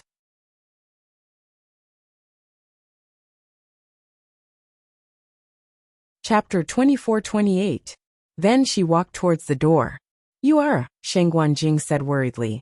However, when he saw the calm expression on her face, he suddenly did not know what to say. She should have known. Therefore, when Mu Qinghe said such words, her reaction was also calm and indifferent. He stopped in his tracks and did not follow. Instead, he looked back at Mu Qinghe. Su Li and Xiao Ran both realized that something was wrong and looked at each other. Outside the door, tears fell from the corners of Aunt 12's eyes. Then she suddenly could not cry anymore. Only a chill was left, rising from the soles of her feet, making her feel cold all over. Aunt 11 took half a step forward and stood in front of Aunt 12. Wang Jianfeng looked at them coldly. Did you all hear what the first oracle said? You don't need to remind me. Aunt 11 did not show any weakness. There was a ball of fire in her heart, and she did not know how to vent it. You A fierce look flashed across Wang Jianfeng's eyes. Just as he was about to make a move, he suddenly heard a laughing voice behind him. Fifth Oracle. He paused and looked back. Subconsciously he frowned. Shang Guanyu. Did he see that his subordinates were in trouble, and could not sit still? Chu Luiyue seemed to have seen through his thoughts. The corners of his lips curled up slightly, and he smiled casually. Our Aunt 11 and Aunt 12 are still young. They made a mistake on impulse, but it was purely unintentional. Fifth Oracle, you won't really hold it against them, right? When he said this, Wang Jianfeng suddenly choked. He looked at the two girls standing together, and then looked at the broken sword that was thrown on the ground. For a moment he fell into silence. She did indeed look like a weak and delicate little girl. However, her combat strength had nothing to do with this word. Since Chu Luiyue had said so, he could not continue to hold on to it. However, if he really let it go, it would be a little embarrassing. He thought for a moment and only sneered coldly. These people are extremely presumptuous. They offended the first oracle. How can we let it go just like that? Chu Luiyue smiled. They just mistook the first divine emissary for an old friend. These words sounded a little strange. Mistaken? Old friend? What was the identity of the first oracle? How muddle-headed were they to mistake him? Moreover, that little girl had clearly called out the name of the first oracle. It didn't seem like a mistake. Calling the first oracle by his name is wrong. Even if he is wrong, shouldn't the first oracle be the one to judge and punish him? When Chu Luiyue said this, he turned around and looked at the man standing on top. First divine envoy, are you going to kill them on the spot? There was a smile on her lips as she asked in a casual manner. However, that pair of clear and bright eyes were suffused with a sharp and cold light. When it landed on one's body, it almost caused one to feel a faint pain. Mu Qinghe had one hand behind her back. The expression on her face was unfathomable. Everyone waited quietly, and the air seemed to have frozen at this moment. After a while, he finally heard the monotonous voice. There won't be a next time. Wang Jianfeng opened his mouth, but in the end, he respectfully responded. Yes. The first oracle had always been decisive and ruthless. Otherwise, he wouldn't have been able to stay in this position for tens of thousands of years. Even if he hadn't come out of seclusion in recent years, he could still suppress the second oracle. This kind of temperament and courage was not something an ordinary person could compare to. Wang Jianfeng originally thought that the first oracle would give an extremely severe punishment as a warning, but he didn't expect that. He would just let it go. Probably because he didn't want to waste time and energy on these trivial matters. After all, the highlight of today's show was still in the palace of the illusory god. If he were to argue with the two little girls at this time, it would indeed seem like he wasn't magnanimous enough. With this thought, Wang Jianfeng gradually dispelled the doubts in his heart. Chu Luiyue looked at 12 Madam, and the frost between her eyebrows faded away. Okay, 12 Madam, don't cry. 12 Madam looked at her in a daze. Master already knew? Little Hachi, take them outside and wait. When things are over here, I will go back. Little Hachi hurriedly said. Oh, okay. As she spoke, she pulled the two girls to the back with heartache. Probably because of Chu Luiyue's words, the two girls were very cooperative this time. They quickly retreated to the back of the crowd. Jian Fengqi breathed a sigh of relief, then looked at Mu Qinghe in the distance, and then looked at Chu Luiyue. After a moment, he finally let out a long sigh. Don't worry, I will take good care of them. Chu Luiyue's lips curled up slightly. Thank you. Jian Fengqi hesitantly opened his mouth. You. After thinking for a long time, he finally swallowed the rest of his words. The scene in front of him was better than any words, and there was really nothing to say. He turned and followed little Hachi and the others. Chu Luiyue went back. Seeing her return, Su Li pulled her with one hand and patted her chest lightly with the other. Little you are too bold.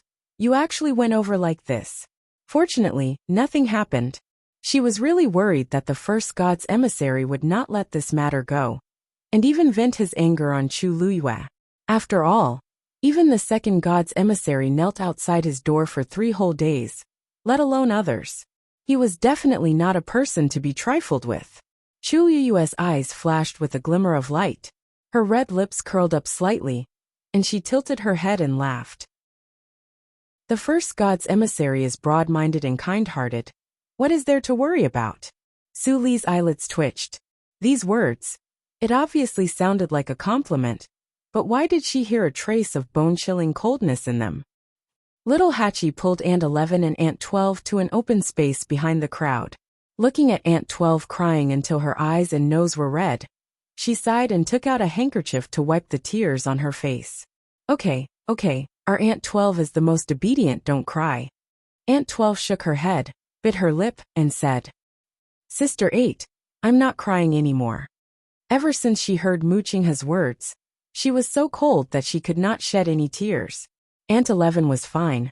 She did not cry, but her expression. Clearly, she had not completely recovered from the impact of this matter.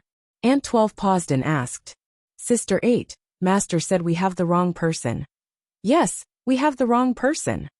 Without waiting for little Hachi to speak, Aunt 11 suddenly said firmly, He is the first god's emissary, not Brother Chingha. As time passed, more cultivators appeared in the palace of the illusory god. Soon, a familiar figure came into view. Seeing the person, Chu Luiwe raised her eyebrows slightly and took the initiative to greet him. Master Nan, long time no see. How have you been? Nan Jinshu, who wanted to pretend that he did not see and pass by quietly, suddenly froze. He slowly raised his head and looked over, revealing an extremely awkward smile. Chapter 24-29. His smile was uglier than his crying face. It was obvious that Chu Luiwe had traumatized him. Nan Jinshu had seen Chu Luiwe from afar when he arrived. He couldn't help it. Some people would easily stand out no matter where they went. Besides, Nan Jinshu was really afraid of her. After learning his lesson last time, Nan Jinshu had learned his lesson. He didn't confront Chu Luiwe head-on anymore, and avoided her whenever he could. Chu Luiwe hadn't been in the palace of the illusory god recently, so he was able to relax for a while. However, he couldn't avoid today's situation. Everyone in the palace of the illusory god had gathered here, let alone the palace of the illusory god. He had no choice but to come. Chu Luiwe glanced at Nan Jinshu. It seems that Patriarch Nan hasn't made any breakthroughs recently. Nan Jinshu's expression darkened. She still had the nerve to say that. If it wasn't for her, he wouldn't have been chased out of the illusory god ocean. Great. She had made a breakthrough and entered the palace of the illusory god. What about him?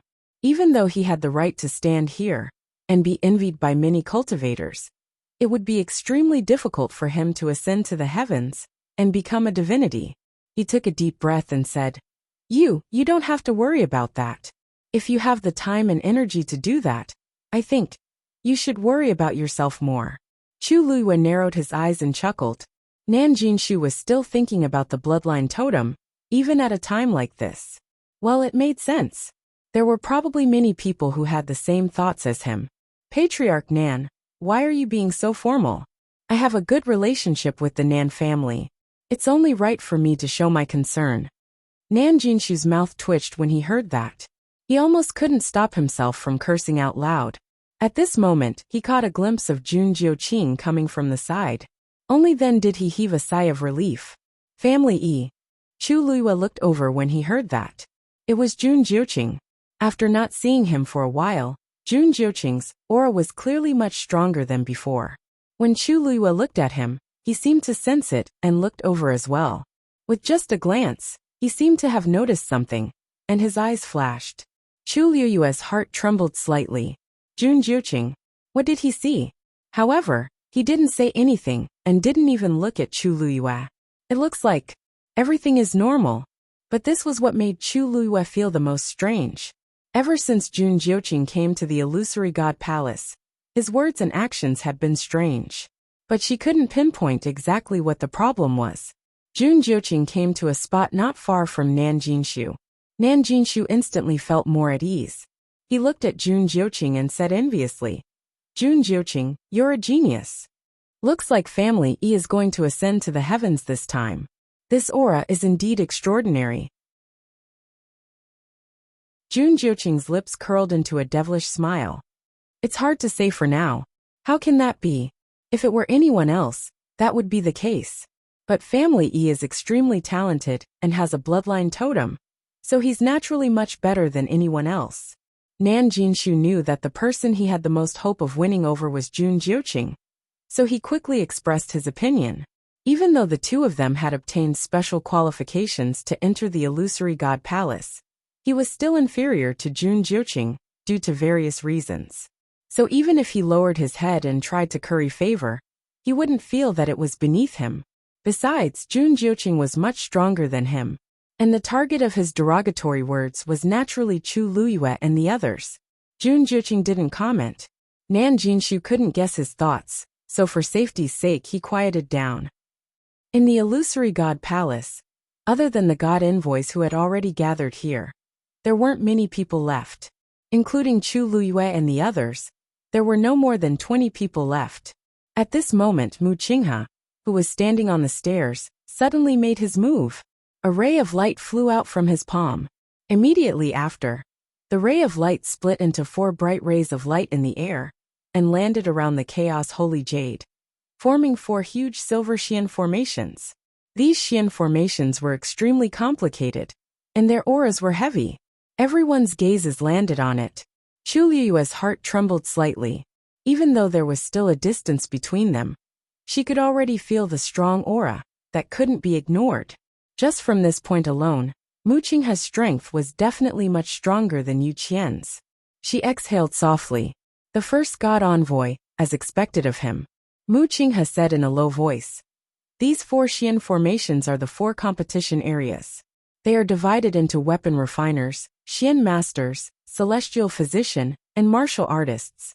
Now, all cultivators outside the illusory god palace can choose a competition area to compete in. As long as they can pass the test, they can also stay in the illusory god palace. Chu Liyue couldn't help but be stunned when she heard this. What does this mean? Other people can still enter? Yes. Xiao Ran nodded and explained in a low voice. This test is the last chance for the cultivators outside to enter the illusory god palace. Chu Liyue frowned slightly. If that's the case, why did we set so many strict requirements before? Couldn't everyone just wait for this opportunity? Sigh, you don't know. This test is also called the life and death test. Those who choose to enter and challenge either stay in the illusory god palace alive or die. Once you enter, it means that you're gambling with your life. Naturally, it's different from us. Xiao Ran shook his head. The life and death test has a 90% chance of survival, and only a few people can survive. Chapter 2430. Chu Liyue understood. No wonder. As a cultivator, who didn't want to enter the palace of the illusory god and become a god. But those who could succeed were few and far between. And if they failed, they would have to pay with their lives. If they didn't have enough confidence in themselves, they wouldn't make such a choice easily. After all, no matter how precious other things were, they couldn't compare to their own lives. As long as they were alive, there was still hope. If they were dead, it would be the end of everything. Chu Liyue glanced at Xiao Ran. So, Senior Xiao Ran hasn't entered the life and death trial before? Of course not. Xiao Ran bit the toothpick with a natural expression. It's better to live than to die. I'd rather wait another 10,000 years than stretch my neck out and be slaughtered by others. Chu Liyue. If someone like you isn't willing to enter the life and death trial, then the others. Sigh, you're wrong. Xiao Ran laughed and raised his chin. There are many people in the palace of the illusory god who are willing to fight with their lives. Just watch. There will be many people coming in later. Chu Liyue looked up. Sure enough, outside the door, a young man took the lead and stood out. Feng Su is willing to fight in the venerable zone. This man looked to be about 30 years old. He had a strong body and a bronze face. His eyes were full of fighting spirit. See, this is the one who's willing to fight. Xiao Ran said in a low voice. TSK. If it's someone else, they'll have a chance to enter the palace of the illusory god early. But martial artists can't. These venerable gods, no matter how strong or weak they are, only have one choice in the end. If they don't choose, they won't have any chance at all. Was it cruel? Of course. But this was the rule of the palace of the illusory god. The strong were respected. This was the most irrefutable principle here. But this Fong Sinning is quite strong. I think he'll succeed. Chu Luiyue listened and didn't say anything. Those who dared to take the lead had to have some ability. At this time, Wan Jianfeng had let him in. Enter. Fong Sinning took a deep breath, tidied his clothes, and stepped into the palace of the illusory god. He walked straight, and quickly arrived at one of the profound formations. A faint glow shone, and a powerful aura pressed down on his chest. Fong Sinning's heart trembled as he cupped his fists and bowed. Your Eminence, Fong Sinning, please accept my challenge. Upon hearing this, Chu Luiyue was stunned. You want to challenge the fourth oracle? Xiao Ran moved closer and explained in a low voice. There's something you don't know. The so-called life and death trial is a trial where cultivators choose a divine emissary based on their region of competition to duel. Doesn't that mean he'll lose for sure? Not necessarily. After entering the competition area, the strength of the divine emissary would be suppressed to the same level as the challenger. In this way, the challenger's chances of winning will increase by a lot. As long as he can win, he will pass this stage. Xiao Ran pointed at the fourth divine envoy. Furthermore, the divine envoy wasn't chosen randomly. Fong Sinning is a god, so he wouldn't challenge a mystic cultivator like the seventh divine emissary, right? Chu Luiyue understood. I see. These divine envoys each had their own duties, and they were good at different fields. If a cultivator wanted to pass the life and death trial, there were only a few choices. However, Fong Sinning's guts are really big. He actually chose the fourth divine emissary directly. He's used to the lightning pool for many years. Although the fourth divine envoy couldn't completely control the lightning pool, everyone thought it was an accident. After all, even the second divine envoy and the others had to work together to suppress the lightning pool. Therefore, in the eyes of the people of the Illusion God Palace, Mu Dongyu was still very strong. Chu Luiyue nodded. Hearing this, Mu Dongyu did not seem to be surprised. She flew up and landed on the profound formation. He sized Fong Sinning up and smiled. You're quite brave. It was indeed good to be the first one to step forward. Mu Dongyu had always appreciated such a person. Fong Sinning's heart beat violently as he cupped his fists. Fourth divine envoy, please enlighten me. Then, he spread his legs slightly, tensed his muscles and surged his divine power. An astonishing aura instantly exploded. Upon seeing this scene, Chu Luiyue narrowed her eyes slightly. This Fong Sinning was indeed a top existence among the gods. He just didn't know if he could beat Mu Dongyu in this round. In the next moment, Fong Sinning's figure suddenly disappeared. Mu Dongyu's expression turned serious, and he immediately attacked. As if he had eyes on the back of his head, he turned around and threw out a palm without hesitation. Bang! A muffled sound rang out. The two's fists collided. This was their first move. Fong Sinning clearly didn't hold back, and used his full strength. It was indeed the only way to fight an expert like Mu Dongyu head-on. There might be some hope if he finished the battle quickly, but the longer he dragged it out, the more disadvantageous it would be for the challenger. After all, although their realms were suppressed to the same level as a divine envoy, Mu Dongyu's strength was still stored up. The longer he endured, the harder it would be. Fong Sinning also understood this, so he used a killing move from the start. Astonishing energy fluctuations spread out in all directions with the two as the center. However, when the violent energy reached the edge of the arena, it seemed to have encountered an invisible barrier that quietly devoured and annihilated it. All the confrontations and killings were firmly trapped in that region. After a moment of stalemate, blood slowly flowed out of the corner of Fong Sinning's mouth. Obviously, Mu Dongyu wasn't that easy to deal with. She was the fourth divine envoy after all. I'm afraid it'll be a little difficult for him to win this round. Even if he wins, it'll be a Pyrrhic victory. Chu Luiyue whispered. An intense battle was unavoidable. So what if it's a Pyrrhic victory? As long as he can ascend to the heavens and become a god, the price is actually nothing. Xiao Ran seemed to be used to this. Oh, by the way, I remember that some time ago, you had a kid who also became a god. Chu Luiyue was stunned. You mean little Zhou? Yes. He didn't come?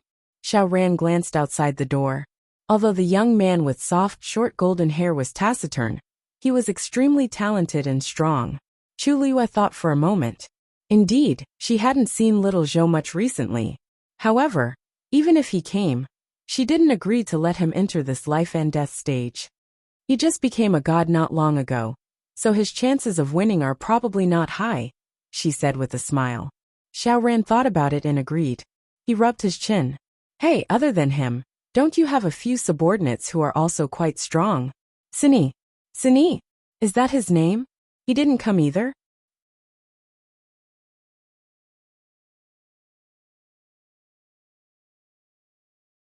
Chapter 2431.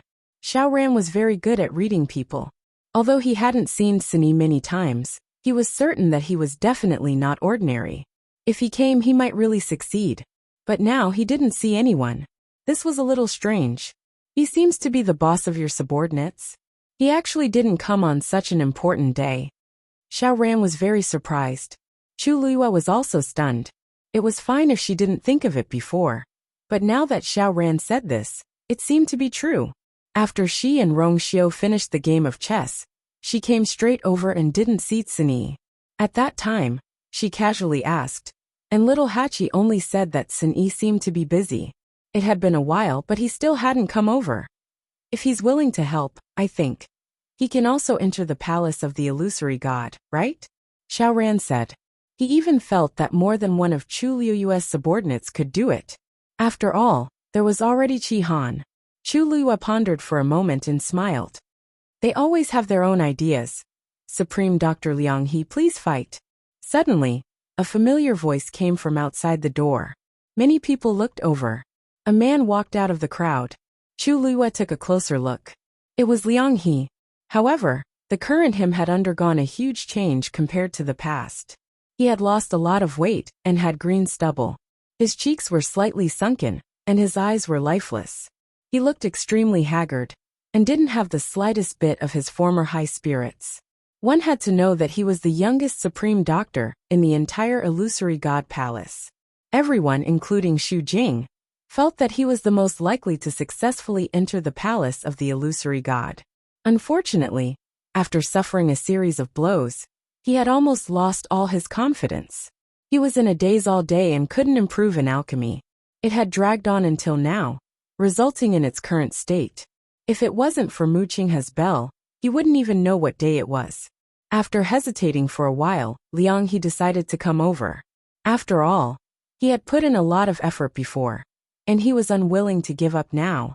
Seeing Liang He arrive, the crowd fell silent for a moment.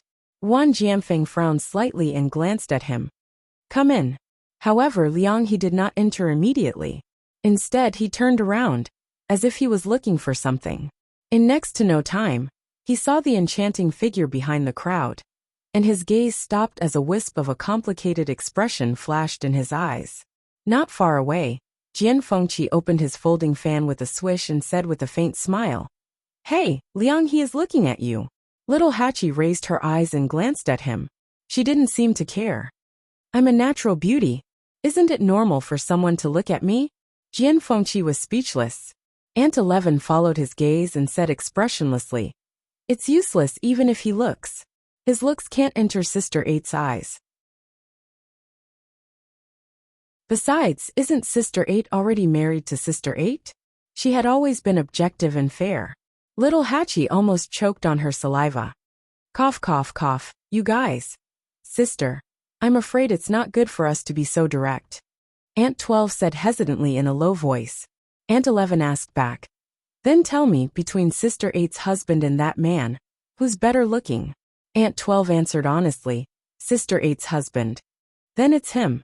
She had always been objective and fair. Besides, Sister 8's husband is one of us, and that Liang He is an outsider. We have to speak for our own people. If we don't speak harshly enough, and he thinks there's still hope, then wouldn't we be causing trouble for Sister 8 and Sister 8's husband? Aunt 12 thought about it, and felt that her words made sense. She blushed and admitted her mistake. I understand. Little Hachi was speechless. Jian Fengqi was gloating at the side. After laughing enough, he said, "Little Hachi, I'll leave these two girls to you." Little Hachi glared at him. "What do you mean?" Jian Fengqi raised his eyebrows slightly. "What else can I do?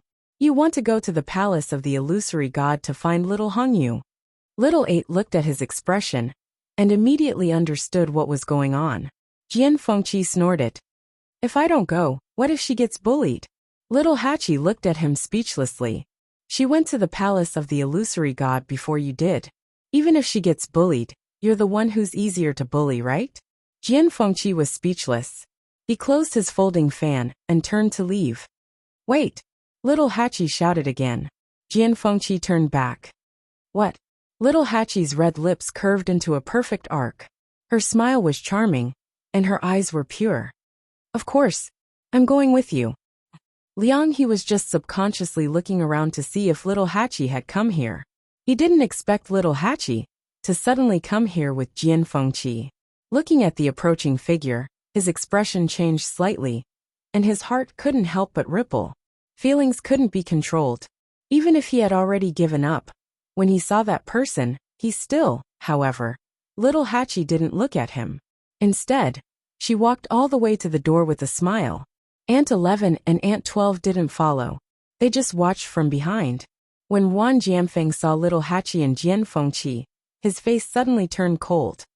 "What do you want now? Wasn't that enough after the fight just now?" Jian Fengqi coughed and laughed. "It's a misunderstanding, a misunderstanding. This time we're going to enter the life and death trial, of course." Little Hachi interrupted him with a smile.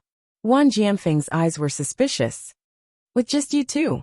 This suspicious and contemptuous look immediately made Little Hachi angry. She raised her eyebrows slightly, and her beautiful eyes seemed to be cold. "Why I can't?" After all, she and Jian Fengqi were both master doctors. If Liang He could enter, why couldn't they? Wan Jianfeng said coldly, "Of course you can. But there's one thing you don't know. Once you enter the life and death trial, there's no chance for regret. Everyone who loses will only have one word: death." Little Hachi yawned impatiently. "I know all this. You don't have to say it twice. If you don't want us to go in, just say it." Wan Jianfeng's chest tightened. He didn't like these people, but since they wanted to die, why should he stop them? Thinking of this, he took half a step back. Little Hachi put her hair behind her back and walked in.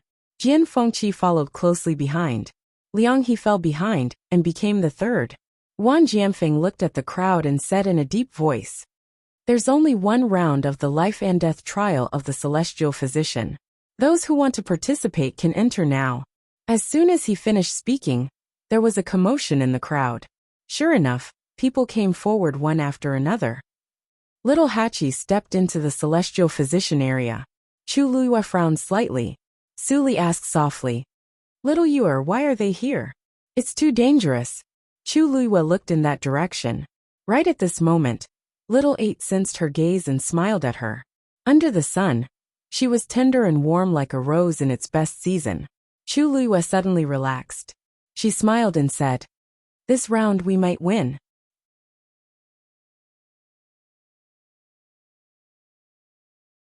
Chapter 2432. She knew the 13th Yu very well. If she wasn't absolutely confident, Little Hachi would never have entered. Although Chu Luiyue wasn't sure where her confidence came from, she believed in Little Hachi. As for Jian Fengqi, Chu Luiyue tilted her head and looked at Mu Hongyu beside her. Mu Hongyu was currently staring at Jian Fengqi with a frown. Realizing that something was wrong, she immediately turned her head with a blank expression. "Lu Yu, why are you looking at me like that?" Chu Luiyue shook her head and sighed. "Nothing. I just feel that in order to marry a wife, young Master Jian is really putting in a lot of effort. He doesn't even care about his life. TSK. He's really going all out." Mu Hongyu's face instantly turned red. "Don't talk nonsense." Although she said that, her eyes still flashed with worry. This life and death juncture, is it really dangerous? Chu Luiyue couldn't help but laugh. "What are you doing for this?" Mu Hongyu mumbled. Chu Luiyue knew that she was indeed worried about Jian Fengqi, so she stopped teasing her and said, "Don't worry. Although Jian Fengqi has just broken through to become a supreme doctor, his talent in this area is amazing. He still has a chance of winning. After all, he was a celestial physician who had grown up after being defeated by her for several years. How could an ordinary person compare to him? If Jian Fengqi knew what Chu Luiyue was thinking at this moment, he would definitely vomit blood. However, these words still made Mu Hongyu feel a lot more at ease. She secretly heaved a sigh of relief. The few of them stood still in the celestial physician competition area. Jian Fengqi first glanced at Mu Hongyu. Naturally, he also heard the conversation between her and Chu Luiyue. He immediately curled his lips. A certain someone was still as stubborn and soft-hearted as ever. He whispered, "Little Hachi, just now the fifth oracle said that all the celestial physician will have to go through this round of life and death together. Does that mean that our opponents are the same? Do you even need to ask?" Little Hachi glanced at him. A celestial physician was different from a martial artist. If one wanted to determine the level of a celestial physician, there was no need for a one-on-one duel. All one needed to do was to refine medicine. As long as the pill you refined was of a higher grade and had better medicinal effects, you would naturally win. Then this candidate, Jian Fengqi suddenly thought of something, and the corner of his eyes twitched violently. This candidate, isn't there no choice? Among the 13 oracles, only the 8th oracle, Xu Jing, was a celestial physician. Little Hachi said faintly, "You didn't just think of this now, did you?" Jian Fengqi was speechless. Just now, he only wanted to come in and see Mu Hongyu. Why would he think so much? Little Hachi smiled brightly. "Oh, isn't he here?" Jian Fengqi looked up and saw Xu Jing walking towards them. His forehead twitched violently, and he suddenly looked at Little Hachi. He lowered his voice and asked, "You did it on purpose?" She must have known that she would have to go up against Xu Jing in this round, so she was so eager to give it a try. She was most likely waiting for this opportunity to have a good fight with Xu Jing. Little Hachi blinked innocently. "How could I? My master is still here. How could I not come?" As for dealing with Xu Jing, it was just a matter of convenience. Jian Fengqi rubbed his face. He had a hunch that today, he was bound to witness a great battle. Xu Jing didn't need anyone to take the initiative to come over. She was in charge of Herb Mountain, so she was naturally the most suitable person to fight in this life and death round. When she reached the top of the competition area, her gaze calmly swept across Little Hachi, Jian Fengqi, and the others and finally landed on Liang He. She shook her head. "Liang He, you disappoint me." Liang He immediately looked ashamed. The 8th oracle had indeed treated him well, and had taken care of him a lot. But he didn't cherish it. "It's just for a woman. Why do you have to go to this extent?" Xu Jing said lightly. As soon as she said this, everyone around them fell silent. Many people subconsciously looked at Little Hachi. There was no need to say who the woman in her words was referring to. Other than Little Hachi, there was no one else. Although everyone knew that Liang He had failed to pursue Little Hachi, Xu Jing's words were undoubtedly hinting that it was because of Little Hachi that Liang He had fallen to this state. She was scolding him in a roundabout way. Liang He's face instantly turned a little ugly. "8th oracle, I blame myself for this. It has nothing to do with anyone else." Xu Jing shook her head, and a trace of mockery flashed across her eyes. "You're still thinking about someone else at this time. Why don't you think about yourself? How did you become like this in just a few months? You're sad and depraved for someone else, but other people don't even want to look at you." Liang He's face turned red and white at the same time. He subconsciously looked at Little Hachi and wanted to explain, but the more anxious he was, the more he couldn't say anything. At this moment, Little Hachi suddenly sneered. "8th oracle, what do you mean? Why don't I understand?" Xu Jing lifted her chin slightly. "It's okay if others don't understand, but you should know best." Little Hachi crossed her arms and smiled charmingly. "It seems that the 8th oracle has a big misunderstanding about me. Since that's the case, I'll take this opportunity to make things clear today. Liang He, tell me, have I done anything wrong to you?" No. At the very beginning, this young lady had already told you clearly that this young lady already has someone she likes. It was you who kept on pestering me. I'm magnanimous, and I didn't pursue this matter with you. Why are you still playing the blame game in the end? She shrugged and blinked her eyes innocently. Liang He, 8th Oracle, I'm going to clear my name today. Otherwise, if Brother Yanqing hears this, what if he gets jealous and angry?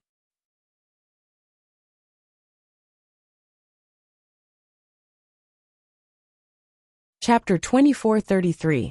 At this moment, little Hachi felt that her idea of getting Yanqing to help her was simply a genius. She had clearly made things so clear before, but there were still people who pushed the blame to her. Did she look so easy to bully? Now that she had Yanqing as a shield, it wouldn't be easy for them to slander her. Brother Yanqing and I are a match made in heaven. Almost everyone in the Illusion God Palace knows this. Why is it that when it comes to you guys, it's this lady who is playing with young Master Liang He's feelings? Little Hachi blinked as she spoke. Don't you guys know that this lady is someone who looks at faces? Uffed. A low chuckle came from the crowd of onlookers. Although it was quickly suppressed, it still caused a lot of people to laugh along with it. Everyone secretly exchanged meaningful glances with each other. Gradually, sounds of discussion could be heard. Yeah, a few days ago, I was at Herb Mountain and saw little Hachi going in and out with a man. Although the distance was a bit far, that man was indeed tall and handsome. He looked like a talent. I saw it too. Although he looked cold, he treated little Hachi extremely well. The two of them walked all the way and didn't even let go of each other's hands. He seemed to be a god. His talent and strength are indisputable. Really? If that's the case, little Hachi really has no reason to care about Liang He. Tisk, there are so many people who like little Hachi. Who is Liang He? Little Hachi has always treated everyone equally and rejected all of them. I met her a few times, but I couldn't even get a word in. Liang He wasn't the only one who was rejected. Why is he the only one who was rejected? I think he's the one with the problem. I think so too. If I were her, I would also choose that person. The words of the 8th Divine Envoy just now were a bit. Everyone was discussing. Chu Liyue's eyes twitched as he listened. Little Hachi and Yanqing? When did this happen? They even went to the Herb Mountain hand in hand. She thought about this scene seriously and found it hard to imagine. Yanqing's icy face. She seemed to have missed something important. Liang He couldn't wait to find a hole to crawl into. He hurriedly explained. 8th Divine Envoy, this matter is indeed a misunderstanding. There's really nothing between me and little Hachi. The reason why I've been like this recently is because I've lost a few matches. That's why. But it has nothing to do with little Hachi. He liked little Hachi, and he had indeed suffered a huge blow before. However, when he heard Xu Jing's words, he still felt a little uncomfortable. Coupled with the pressure from everyone's comments, he had no choice but to clarify. It would be best if I can pass this life and death situation today. If I can't, then it's my own incompetence. It has nothing to do with little Hachi. 8th Divine Emissary, please take back what you just said. Xu Jing's expression was very unsightly. However, she didn't feel that she was wrong. Instead, she was even more certain that it was little Hachi's fault. If she didn't have such a foxy face, why would so many people speak up for her? Moreover, the words Brother Yanqing were really ear-piercing. At the same time, the divine envoys near the main hall of the Illusory God Palace had different expressions when they heard little Hachi's words. It was not for anything else but because of that name. Fan Yunxiao looked at Yu Qian with some uncertainty and said, 2nd Divine Envoy, the person that the woman mentioned just now. It's just the same name, Yu Qian said coldly. He's also from the Divine Ruins realm. Fan Yunxiao and the others heaved a sigh of relief. I knew it was impossible, but looking at the time, that person should be here soon, right? Yu Qian looked up. That person will never come at a time like this. He will probably only appear when this matter is over, and everyone ascends to the heavens and becomes a god. The few of them showed expressions of agreement. But why isn't the second master here yet? Fan Yunxiao frowned. According to the rules, he should have arrived before the life and death stage began. Yu Qian disagreed. Perhaps he was delayed by something. But it's a little late now, so the impact isn't too big. He should be here soon. Fan Yunxiao could only keep quiet. A hint of unwillingness flashed across her eyes. If the treasure pavilion had given him the account book earlier, it would have been fine if the second master didn't come. But the other party's attitude was firm, so he could only compromise. Wait. Xu Jing took a deep breath, suppressed the impatience and irritation in his heart, and looked around. At this moment, including little Hachi and the others who arrived first, there were a total of 11 people who were determined to pass the life and death stage in the Celestial Physician competition. Xu Jing said, "The rules for this stage are very simple. There are no restrictions. As long as you can refine a pill that is outstanding enough, you will pass." With that, she waved her hand and summoned a three-legged bronze cauldron. From the looks of it, she was planning to start refining the pill directly. Sure enough, in the next moment, she slapped her hand on the cauldron, boom. A blue flame burned fiercely in the cauldron. Upon closer inspection, there was a hint of silver in the blue flame. The surrounding temperature rose instantly, and the aura was shocking.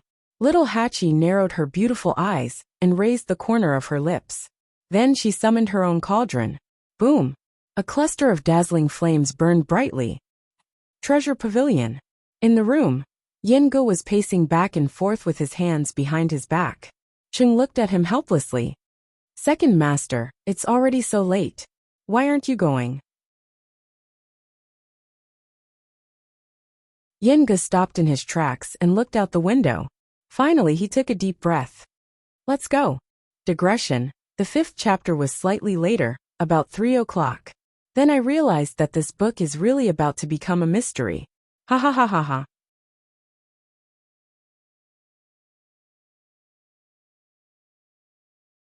Chapter 2434. After the Celestial Physician competition started, the blacksmiths and mystic masters entered the venue one after another. The mystic masters naturally sent out Jin and Lai to fight one by one. As for the blacksmiths, unexpectedly, no one came out after a long time. After waiting for a while, the divine envoys looked at each other. The other cultivators were also at a loss. At this moment, Mu Qinghe's voice sounded. "The banquet will come later. The competition will continue as usual." Hearing this, many people's expressions changed subtly. Only then did they remember that the 10th divine envoy had not shown up for a long time. Outsiders did not know, but Yu Qian and the others knew that Jiu Long was imprisoned in the illusionary God Sea. They thought that the first divine envoy would release them in advance, but they did not expect him to wait until now. However, since he said so, he should be here soon. Someone could not help but whisper, "The lightning pool has been sealed. I'm afraid it's not easy to use the Tianlei to refine the divine artifact. What should we do?" This was actually the problem they were most worried about. As soon as they finished speaking, Mu Qinghe waved her sleeve.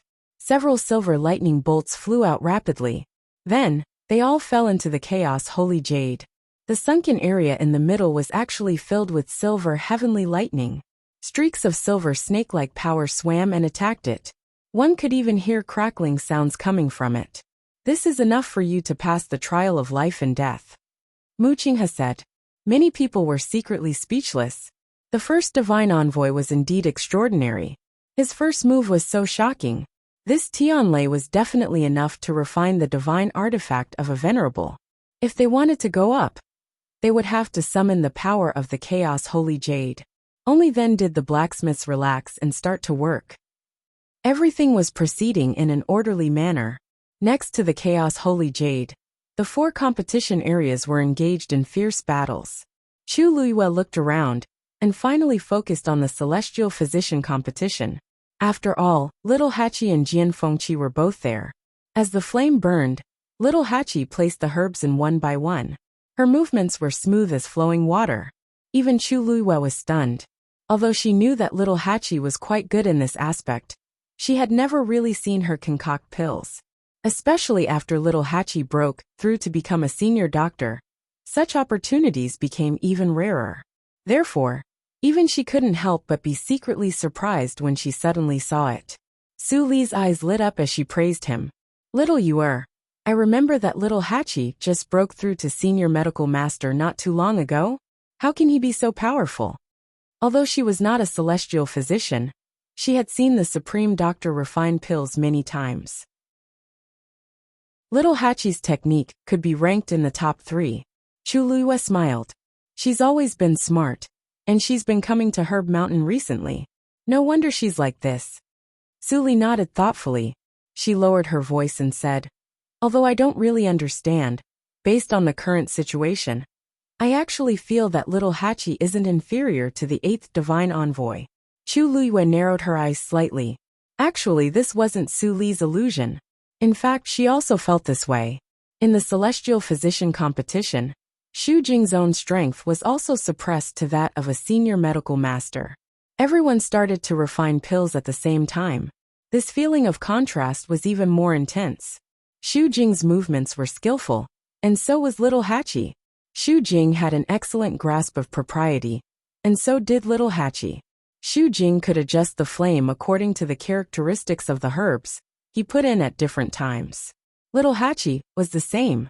Compared to the two of them, the remaining Celestial Physician actually gave birth to a sense of clumsiness.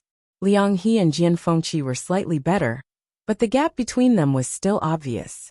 It seemed that little Hachi had put in a lot of effort during this period of time. Even the onlookers could see the contrast, let alone those who were in the competition. Xu Jing didn't take little Hachi seriously at first, but gradually as time passed, she finally realized that little Hachi's strength was much stronger than she had expected. The distance between her eyes wasn't far, so she could see it when she looked up.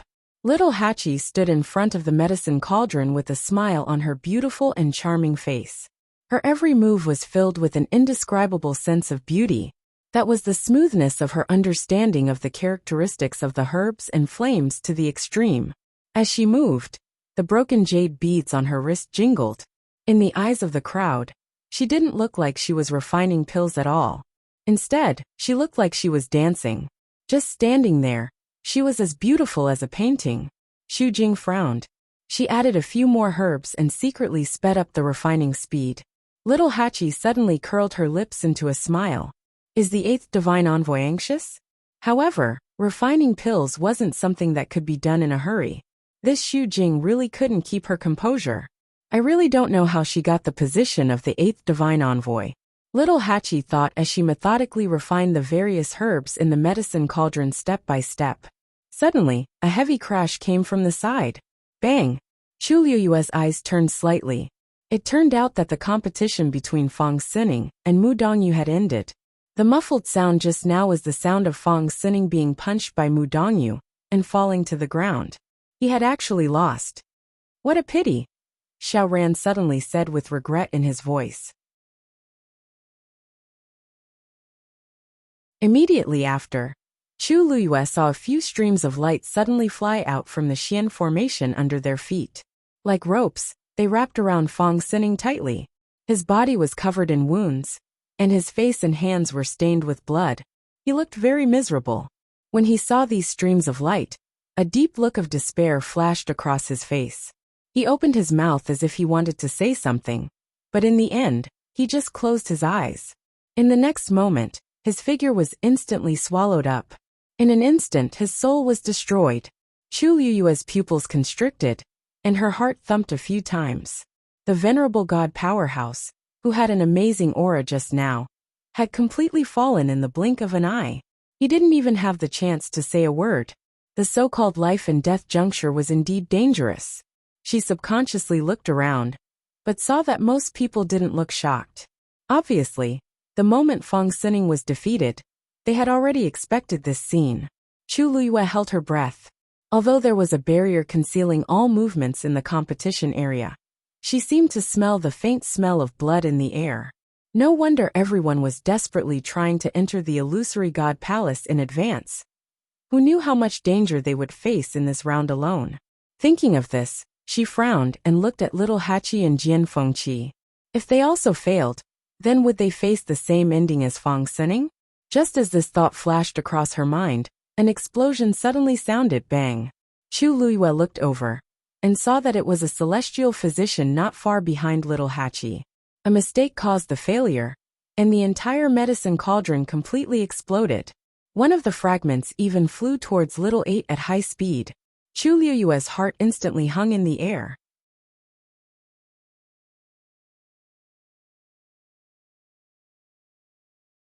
Chapter 2435. Little Hachi did not even raise her head when she heard the commotion. Instead, she waved her hand lightly. A beam of divine power flew out and instantly turned the rapidly flying fragments into dust. Even the terrifying fluctuations that followed it quickly subsided.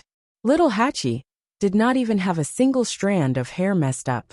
She adjusted the dangling hair ornament on her head and threw the remaining medicinal herbs into the cauldron. The flames swept out and instantly engulfed the herbs. A unique smell with a hint of fragrance in the bitterness slowly spread out. Upon seeing this, Chu Liuyue's worried heart finally relaxed. It seemed that little Hachi's abilities were much stronger than she had expected. As for the surrounding onlookers, when they saw this scene, their hearts trembled, and they all revealed shocked and astonished expressions. This celestial physician can't be distracted when refining medicine, right? How could she handle it so smoothly and naturally? And she even had the time to look at the dangling hair ornament on her head? I saw it clearly. She didn't even raise her head just now. She just waved her hand lightly.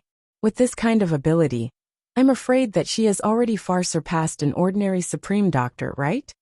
Definitely. Anyway, if it were me, I definitely wouldn't be able to do better than her in that situation. Little Hachi is beautiful to begin with. I didn't expect her to be so secretive. Everyone was discussing animatedly. Little Hachi's red lips curled up slightly when she heard this. If she did not show some tricks, would these people really think that she was just a flower vase? Jian Fengqi, who wasn't far from her, was currently focused on the cauldron in front of him. In addition, Little Eight's hand was coincidentally covered by her own body, so Jian Fengqi couldn't see it. Hence, he actually didn't notice what happened here.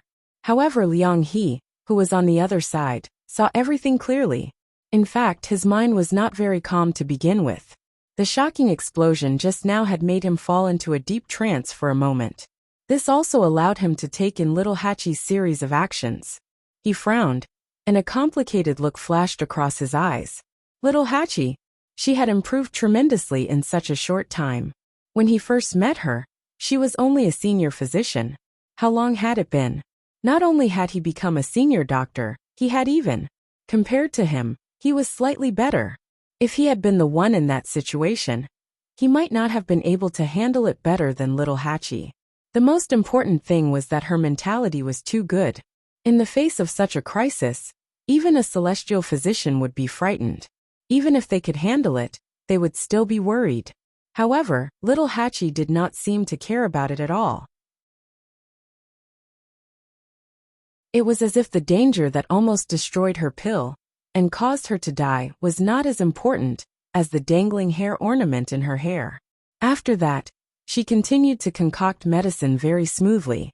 It was obvious that she was not affected in the slightest.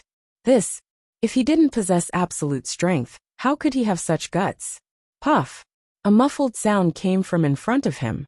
Liang He came back to his senses in a panic. Only then did he realize that because he was distracted, one of the herbs in his cauldron had failed and turned into a pile of black ash. He panicked and hurriedly tried to remedy it. Fortunately, it was not a big problem and did not affect the overall process. However, this small accident made Liang He's already sensitive state of mind even more fragile. His whole body was tense, and sweat kept appearing on his forehead. It was obvious to the naked eye that he was nervous. Even the movements of his hands appeared to be sluggish and stiff for a moment. Liang He's situation doesn't seem right. Su Li's eyes focused as she said with uncertainty in a low voice. Chu Liuyue's lips curled up slightly. Even an outsider like Su Li could see the problem. This proved that Liang He was indeed in a lot of trouble. His mentality has collapsed. She said lightly. She had fought with Liang He before. Although she won that time, she still recognized Liang He's talent and strength. After all, he was the youngest senior doctor in the illusory god palace. However, a celestial doctor's mentality was extremely important when refining medicine. After all, this was an extremely meticulous process. If there was even the slightest mistake in the middle, it was very likely that the whole game would be lost. The previous series of events had obviously caused him a lot of damage, so much so that he was dispirited until today, and hadn't completely adjusted. Now that he saw little Hachi's stunning performance, it was one disaster after another. Suli thoughtfully nodded her head. Then, little Yuer, do you think he can still win this round? Chu Liyue paused for a moment and shook her head. I'm 80% sure he can't. If Liang He was at his peak, his chances of winning would still be very high. But now, then his mental fortitude is really a little weak. Suli said with some regret. She was completely convinced by Chu Liyue's words. Since she said it couldn't be done, then it definitely couldn't be done. Thinking back, when they had just arrived, everyone in the illusory god palace was full of admiration and envy when they mentioned Liang He. In the blink of an eye, he had become like this, disregarding everything else. Just this point alone was indeed a pity. Xiaoran suddenly shook her head and sighed, smiling somewhat helplessly. Liang He became famous at a young age, so he's extremely arrogant. It's normal that he couldn't take the blow. He had always been high and mighty, and was highly sought after. Once he fell from the clouds, it was the easiest for him to be unable to recover. Liang He was the most vivid example. On the surface, it seemed that little Hachi had casually resolved a crisis. But in the eyes of the surrounding celestial physician, they would unconsciously compare themselves with her, causing their emotions to fluctuate. Senior Xiaoran's words are reasonable. Chu Liyue nodded her head in agreement. She crossed her arms in front of her chest and said with a faint smile, so Liang He might not be the only one who had a mental breakdown. As she spoke, her gaze turned slightly and fell on Xu Jing. Xu Jing's mood was indeed very bad. She was a medical sage herself. Even if she was suppressed to the level of a medical sage in this competition zone, she was still able to handle it with ease compared to others. So everything that happened on the field was actually within her perception. In particular, she was very close to little Hachi. They could see each other as soon as they raised their heads.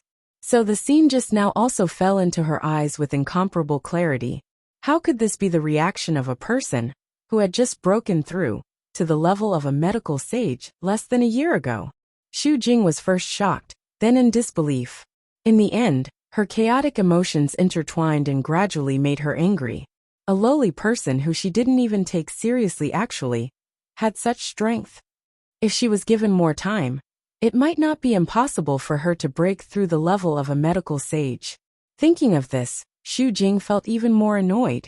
At this moment, little Hachi had finished refining the last medicinal herb. She slapped her palm on the medicinal cauldron, and the flames within instantly burned even more fiercely. Condense! With a delicate shout, the countless medicinal herbs in the medicinal cauldron began to fuse together.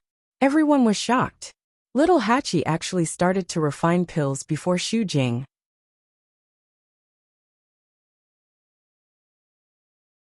Chapter 2436. The impact of this scene on the crowd was much stronger than the previous episode. After a short moment of silence, the crowd was in an uproar. Am I seeing things? Little Hachi is actually starting to form the pill. She actually beat the 8th divine emissary? Doesn't this mean that her strength is even higher than the 8th? That might not be the case, right? Although everyone was refining supreme doctor level pills, there was still a certain level of difference between pills of the same level.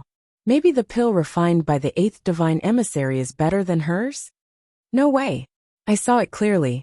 Little Hachi is preparing to refine the green scarlet fire pill. That was one of the top 3 pills among the honorable doctor level pills. The 8th divine emissary is refining the divination pill. Although it is usually called the number 1 supreme doctor pill, it is actually not much stronger than the green scarlet fire pill. Moreover, the 8th divine emissary is a medical sage.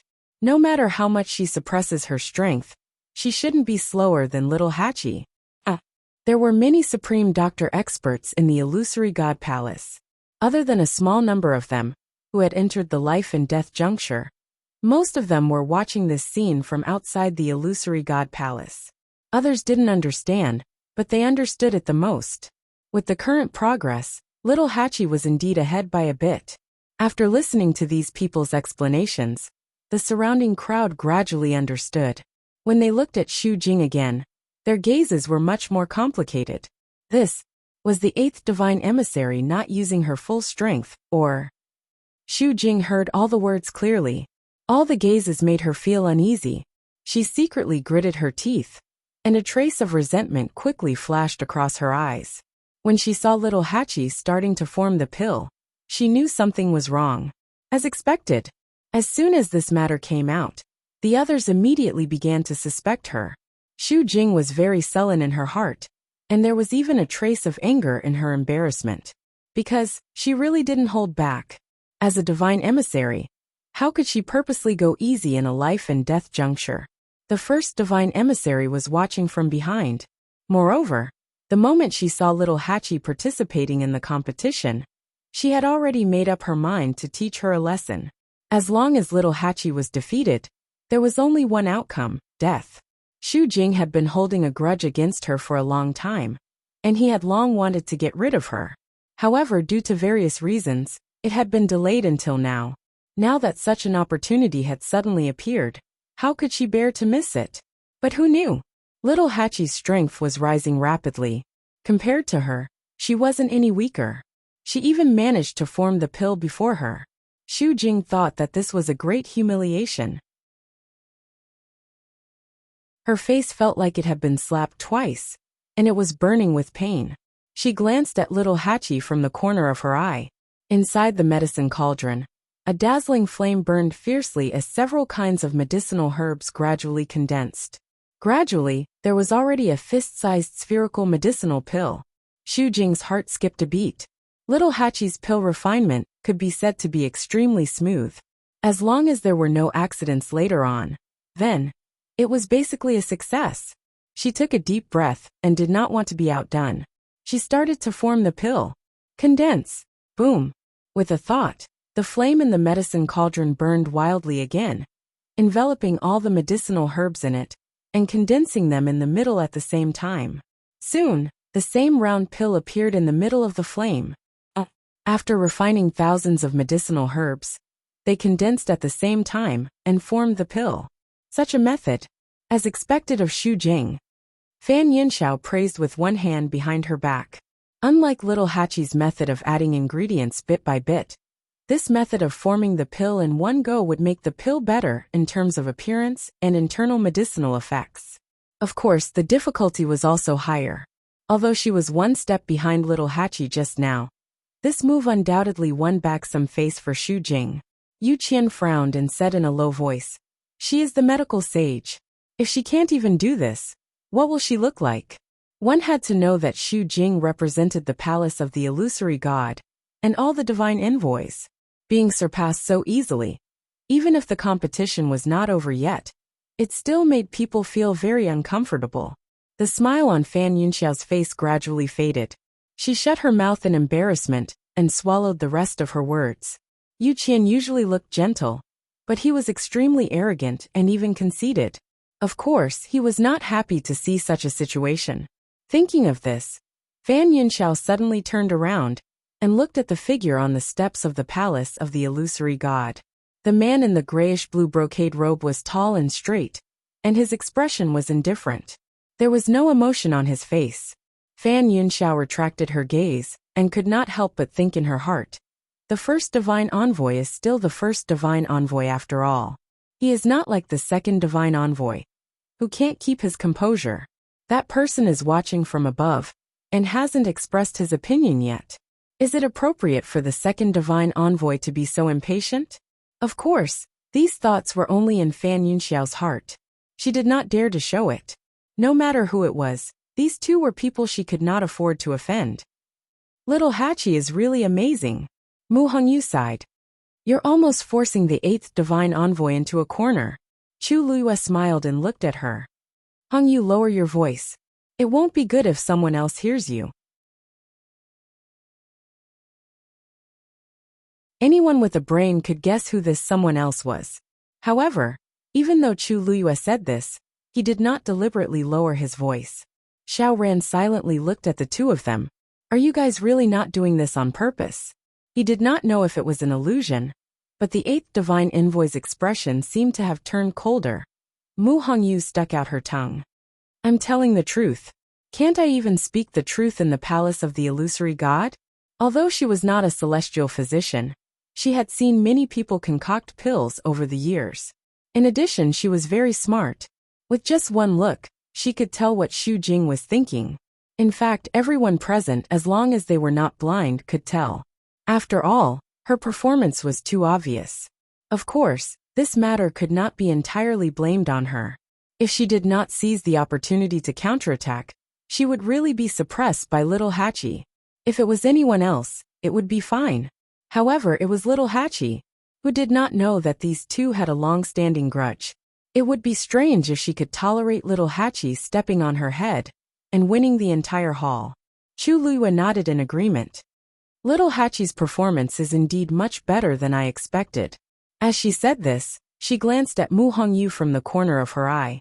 Although her expression was normal, her almond-shaped eyes were still staring at the arena. She followed her line of sight and looked in that direction. A meaningful smile immediately appeared on her face. Then she sighed softly. I'm not worried about little Hachi. It's just that young Master Jian. Mu Hongyu immediately turned around. Her eyes were filled with nervousness. What's wrong with him?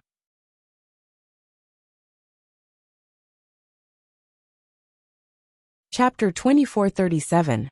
Chu Liyue suddenly stopped talking. He raised his eyebrows and asked, Hongyu, why are you so nervous? I am not nervous. Mu Hongyu subconsciously retorted. When she met Chu Liyue's clear eyes, which seemed to see through everything, she felt a little guilty and looked away. I just thought that since we're all friends, I was just asking.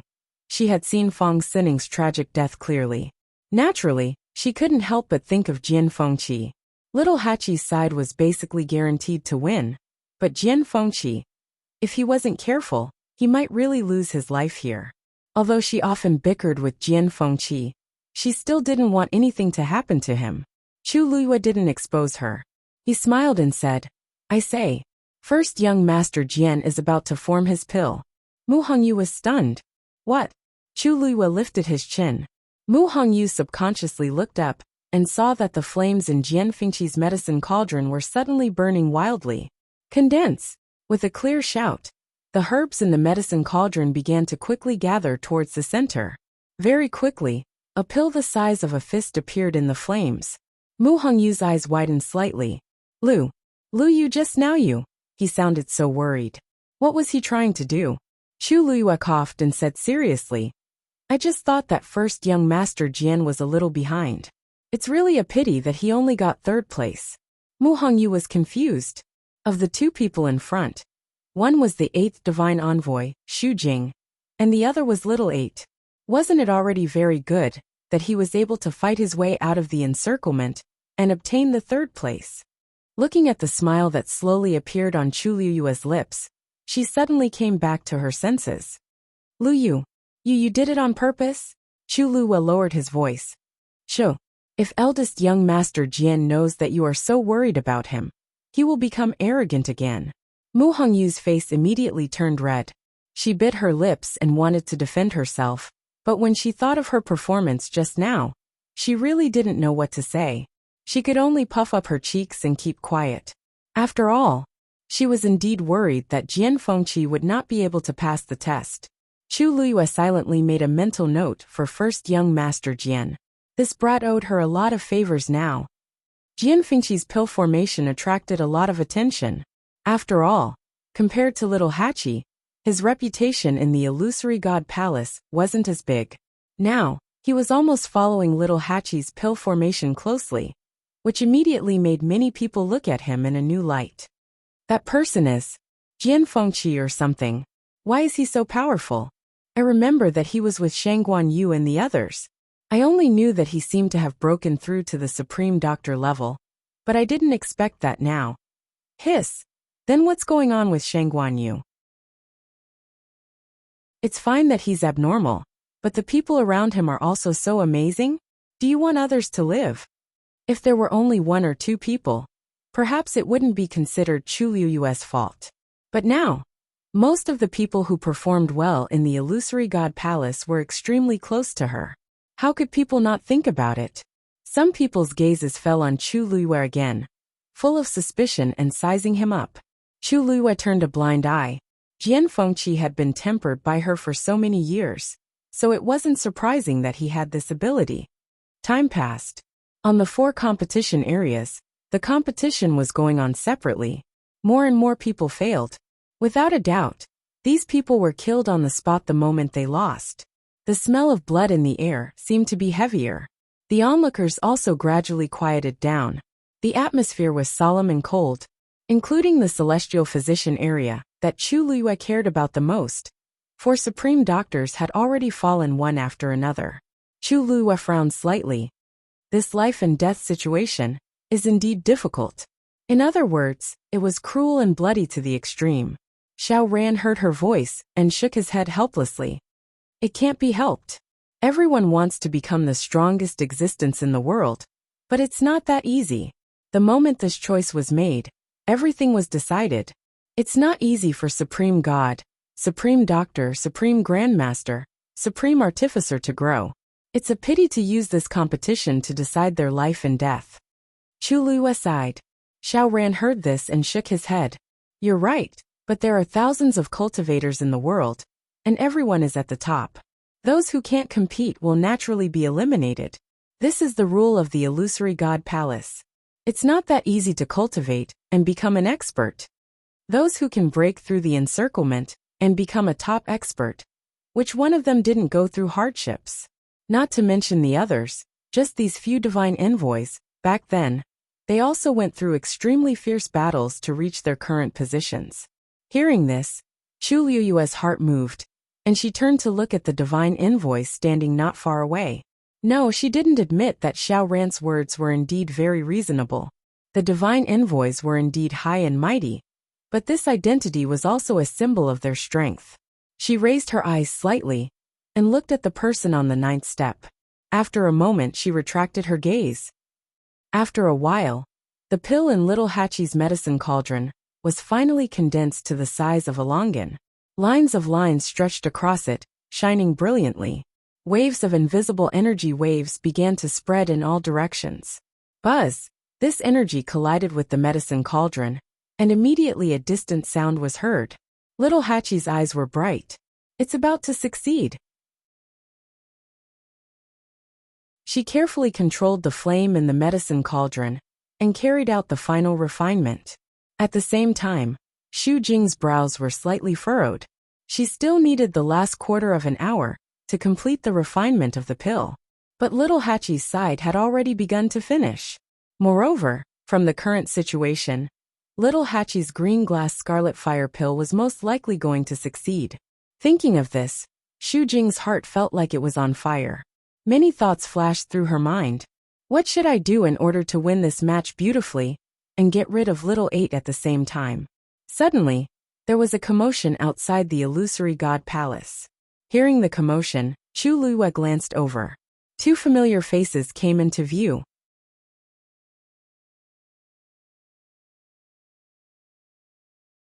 Chapter 2438. It was Jiulong and Shiyan. She hadn't seen them since the last time they met at the Godslayer Mound. She looked at the 2 of them carefully. On the surface, there wasn't much difference from when he first saw them.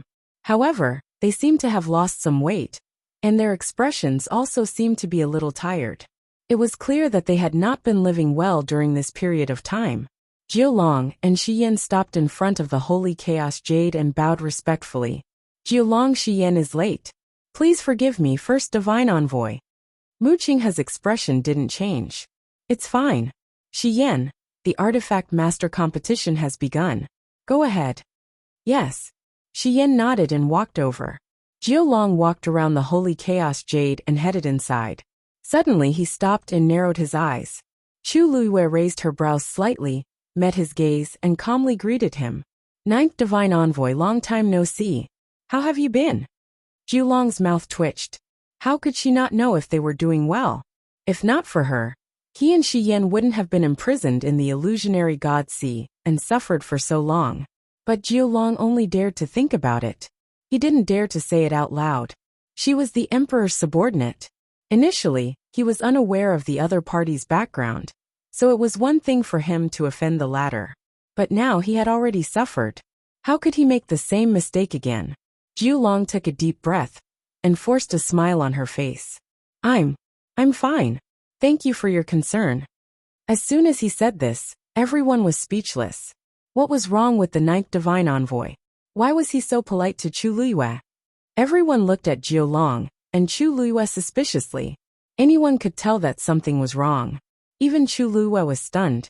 The last time they met in the Godslayer Mound, the ninth divine envoy was arrogant and bossy. He didn't care about her, or the seven chill du wind at all. Why did his attitude change so much in the blink of an eye? Just as she was about to ask something, Jiulong spoke first. If there's nothing else, I'll head over first.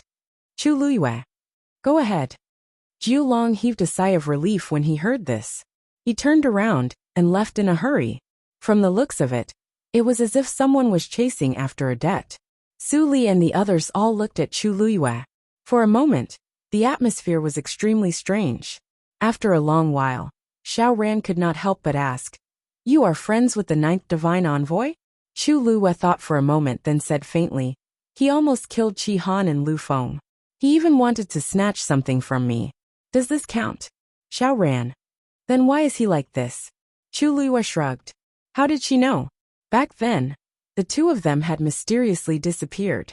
Now their attitude was even stranger. She couldn't figure it out either. Furthermore, even though Jiulong appeared to be very polite to her on the surface, in reality, there was a feeling of avoidance. There was clearly a problem, but she didn't seem to have done anything, did she? Seeing that Chu Luiyue was also in a daze, the few of them could only put away their doubts. Only Su Li murmured, "These divine envoys are really unpredictable." Jiulong came to Yu Qian and the others, and was also silently interrogated by everyone. Of course, he knew why they were looking at him like that, but he couldn't say anything now. Thus, Jiulong had no choice but to bite the bullet and walk over. As soon as he stood still, Fan Yunxiao couldn't help but ask, "Jiulong, what's wrong with you?" Jiulong's heart skipped a beat. "No, nothing." "Nothing? If nothing, why are you treating Shengguan Yu like this?" There are so many people here, but you only greeted her." Jiulong broke out in cold sweat. How was he supposed to answer this? He subconsciously raised his head and looked at Mu Qinghe, who was standing above. When he and Shi Yan were punished to the illusionary god Ocean, the first divine envoy had warned them not to spread this matter. Since she was the emperor's person, then this identity.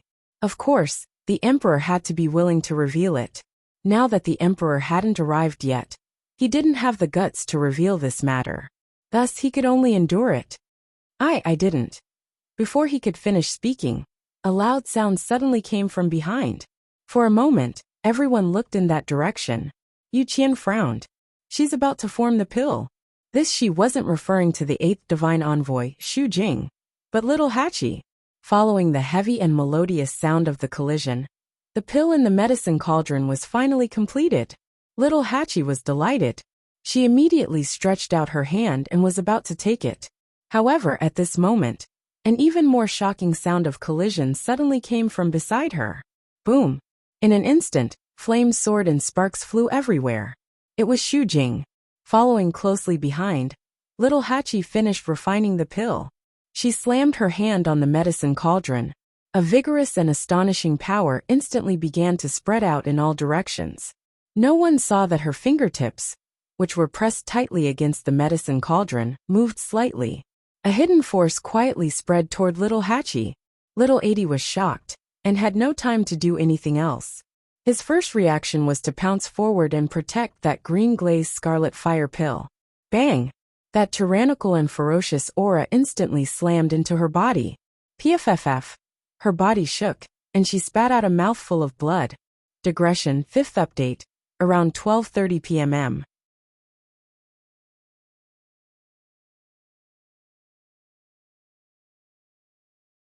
Chapter 2439. Little Hachi. Chu Luiyue was shocked, and immediately ran in that direction. Qi Han did not hesitate, and followed closely behind. Su Li and the others were stunned for a moment. Seeing this, they did not care about anything else and rushed forward. However, When Chu Luyue arrived outside the competition area, she was suddenly stopped by an invisible force. Mu Qinghe's voice was cold and indifferent. No one is allowed to come near the life and death juncture. Chu Luyue suddenly turned her head and stared at that figure. Although there was still a distance between them, she could still clearly see the undisguised coldness on that face. When he met her gaze, his expression did not change at all. It was bone-chillingly cold. Chu Luyue gritted her teeth and clenched her fists. At this moment, Xu Jing leaped and put the divination pill into the jade box. Crack. As the jade box was sealed, she landed lightly on the ground. A rich medicinal fragrance spread in the air. Obviously, this medicinal pill of hers had been successfully refined. However, little Hachi, who was not far away, was in a completely different situation. The impact of the force just now was too sudden. She only wanted to protect the pill, and did not have time to set up a defense for herself. This time, she directly crashed into the medicine cauldron. The corners of her mouth and chest were stained with blood. It was bright red and glaring. However, her complexion was extremely pale. It was obvious that she had suffered severe internal injuries. At this moment, she was half leaning on the side of the medicine cauldron. She supported herself with one hand, and her knuckles were white. Little Hachi, are you okay? Chu Luyue's heart was burning like crazy. Little Hachi raised her hand, and slowly wiped the blood from the corner of her mouth with the back of her hand. Master, don't worry. I'm fine. She spoke slowly, but she was unprecedentedly weak. Chu Luyue's heart instantly felt like it was being squeezed tightly by something. Fine. How is this fine? Little Hachi licked her lips. A rich, sweet, and fishy taste filled her mouth and tongue. She slowly raised her head and looked at Xu Jing. Her usually enchanting and charming eyes were now filled with a cold luster. Eighth Oracle, what's the point of a sneak attack?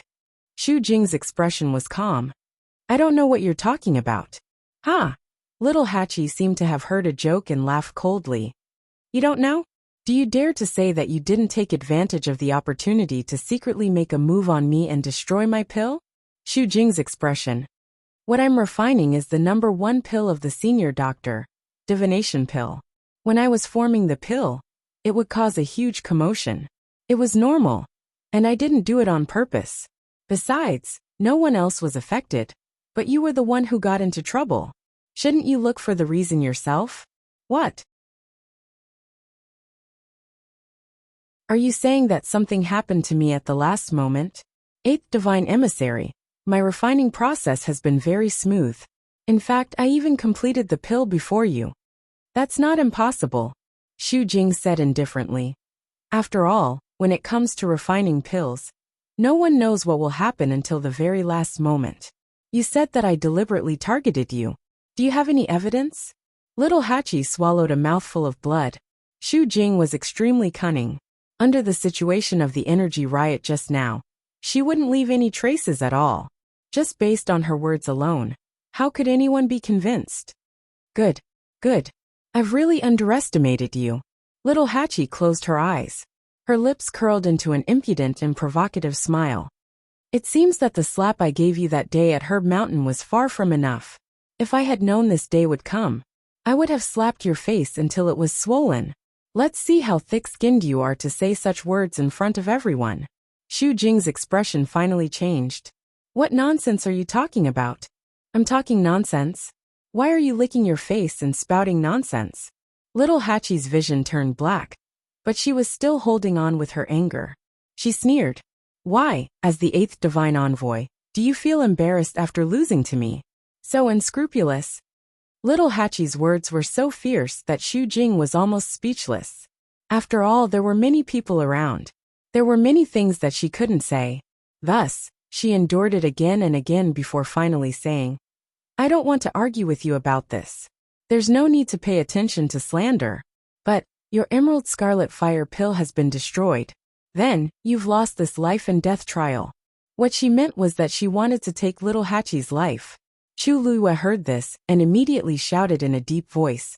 How dare you? Xu Jing turned her head and glanced at her.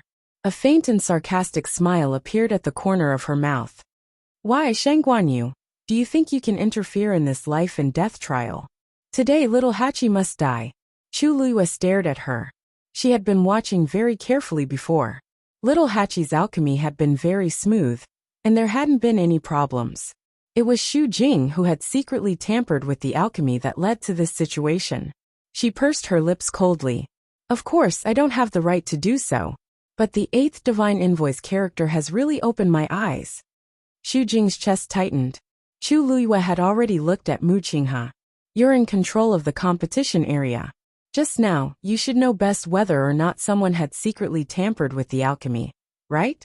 Xu Jing's heart sank, and she looked over as well. First Divine Envoy. Such an unreasonable person should be severely punished.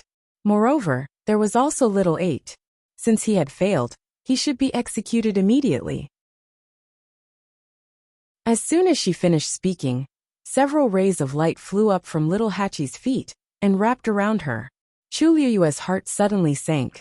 However, at this moment, a sharp sword suddenly pierced through the air and flew toward them. Chi! Those few streams of light were instantly crushed. Then, a tall and slender figure appeared in front of everyone. He was dressed in neat and tidy clothes, and there was a cold aura around him. An indescribable pressure spread out from his body. Little Hachi looked at the sword and subconsciously raised her head. Brother Yin Qing. Everyone who saw the person's face was shocked back to their senses. Xu Jing's expression changed drastically. Who are you calling?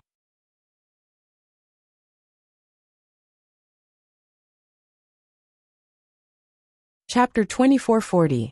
Little Hachi raised her eyes and looked at the young man who was floating in the air. Compared to the past, his expression seemed to be colder, and the pressure from his body was astonishing.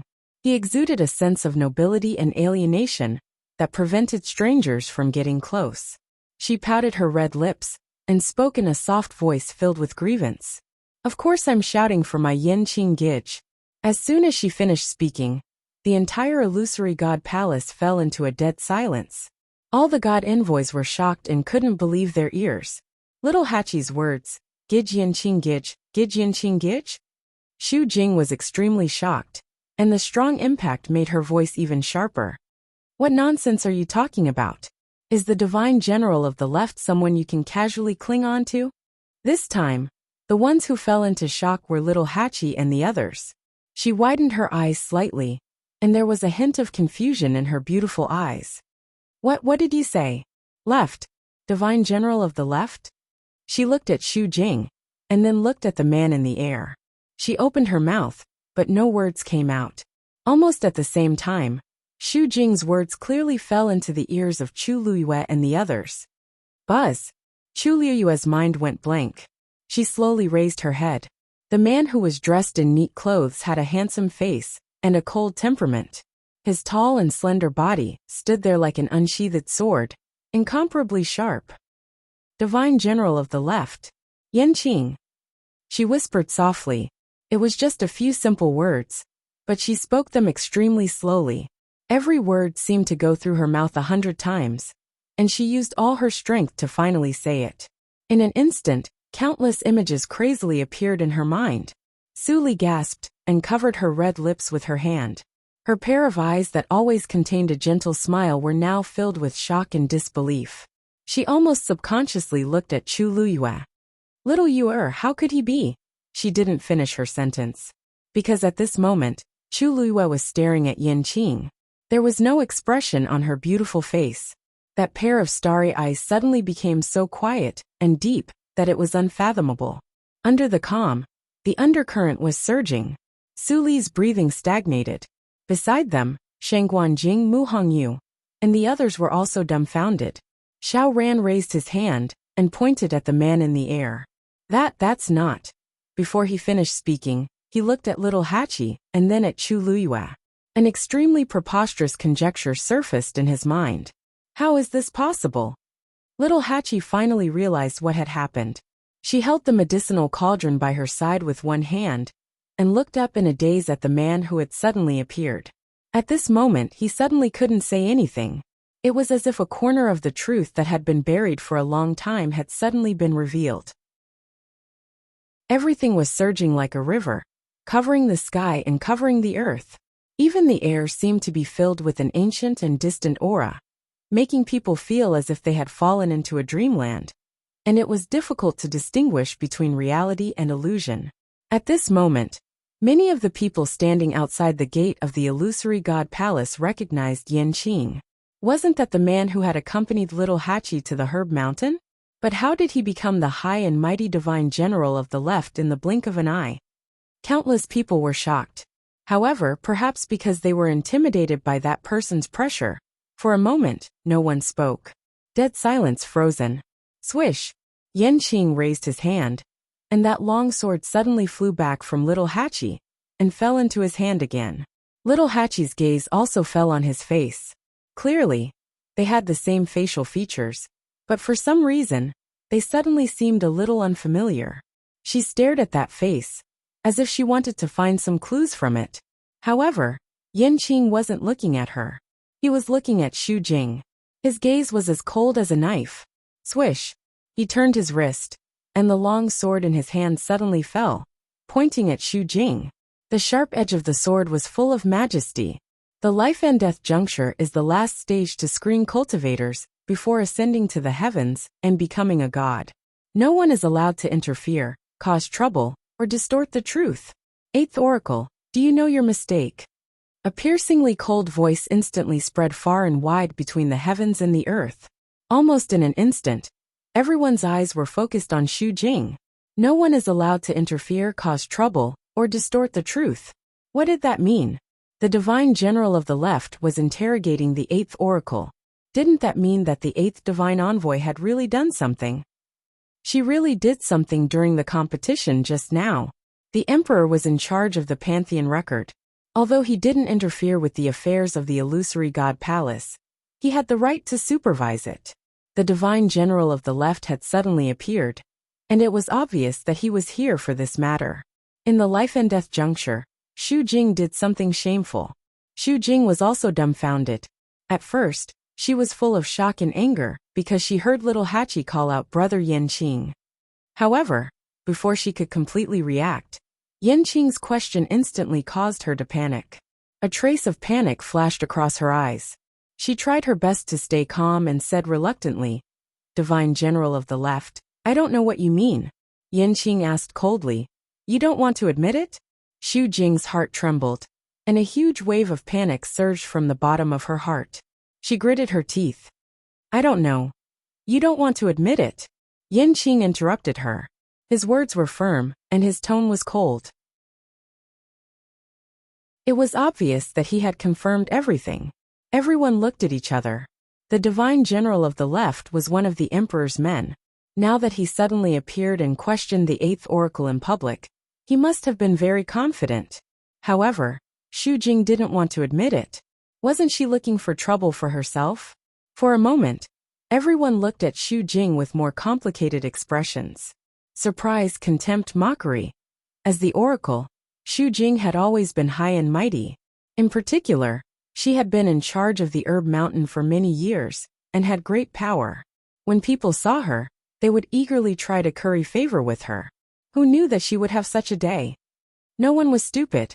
They could figure out what was going on with the current situation. She was the culprit behind little Hachi's accident at the last moment. Xu Jing clenched the jade box in her hand. Her delicately manicured nails were almost broken. The sharp pain made her regain some consciousness. She looked up at Yanqing and asked, "Divine General of the Left, are you sure that I deliberately stopped little Hachi from making the elixir just now?" Yanqing didn't say anything, but his expression couldn't be more obvious. Xu Jing suddenly laughed and asked softly, "What are you talking about?" "Then I want to ask, why did I do that? Who is she? Why did I take such a risk?" Yanqing narrowed his eyes. Coldness overflowed from his body, and he suddenly clenched the hilt of his sword. It was her own incompetence that ruined the elixir. "Now you want to push the blame to me?" She sneered. Did I do something? Or did the divine general of the left not want to see her lose so badly? Who knows? Chapter 2441. After the initial shock, Xu Jing had already thought through many things. So the brother Yanqing that little Hachi talked about was the divine general of the left. They didn't have the same name. They were the same person. That day in the reeds of Herb Mountain, the somewhat familiar figure he had seen was indeed him. Because in the illusory god palace, other than the divine envoys, no one else knew what the divine general of the left and right looked like. Therefore, he was even willing to appear at Herb Mountain with little Hachi. She still remembered clearly what she heard that day. Everyone said that the two of them were extremely intimate and were a match made in heaven. They went in and out together, coming and going hand in hand. Even little Hachi rejected Liang He because of him. Thinking of this, Xu Jing couldn't help but sneer and look at Liang He with eyes full of sarcasm. Because of Yin Qing's sudden appearance, everyone in the celestial physician competition area had temporarily stopped what they were doing. Fortunately, the pills in the cauldron weren't affected, and were all in the corresponding state. Of course, only someone like the divine general of the left could do such a thing. Liang He, you've been sad and dispirited for her for a long time. But you don't know that she has already fallen in love with the divine general of the left. Why would she like you? Liang He's face turned even paler. His eyes wandered between little Hachi and Yin Qing a few times. His lips trembled, but in the end he was speechless. Everyone understood the meaning of Xu Jing's words. Little Hachi failed to refine pills. According to the rules, she should be killed immediately. But at this moment Yin Qing appeared. In everyone's eyes, he and little Hachi were indeed together. And their relationship was extremely good. Although it was a little inappropriate to suspect the divine general of the left. But it wasn't impossible. After all, he did do a lot for little Hachi before. At this moment, a mocking laugh was suddenly heard. Xu Jing looked coldly at little Hachi. How could she still laugh at a time like this? However, in the next moment, little Hachi's words shocked her. Little Hachi lazily leaned against the side of the cauldron. She tilted her head, and her red lips curled into a smile. Who told you that my pills were destroyed? Perhaps it was because of her injury, but her voice was a bit hoarser than usual. However, when paired with her languid and soft tone, it was even more enchanting. Xu Jing's mind went blank for a moment. She asked almost uncontrollably, "What did you say?" She clearly didn't hold back in that attack just now. That pill was definitely impossible. As if reading her mind, little Hachi raised her other hand and slowly opened her palm. A pill the size of a longan fruit lay quietly in her palm. Its shape was round and smooth, and its color was bright and rich. The patterns on its surface were especially clear and distinguishable. A strong and fragrant medicinal fragrance spread out from within. It was precisely the azure-glazed scarlet fire pill. Furthermore, anyone could tell that this was a medicinal pill that could be called perfect. This is impossible. The moment she saw the emerald scarlet flame pill, Xu Jing suddenly widened her eyes and screamed. How could this be? Just now she clearly. The pill is right here. Why are you saying that it's impossible? Little Hachi snorted. She licked her lips and rubbed her waist. In order to protect this pill, I spent a lot of effort. Xu Jing used almost all the power she could muster in that attack just now. If she hadn't reacted quickly, she would have succeeded. The corners of her lips curled up into a smile as she looked at Xu Jing with a faint smile. Eighth messenger of God, I should have passed this trial of life and death, right? Now, do you still want to kill me on the spot? Silence. The air seemed to have frozen. Everything froze at this moment. Xu Jing only felt a buzzing sound in her head, and her vision turned black.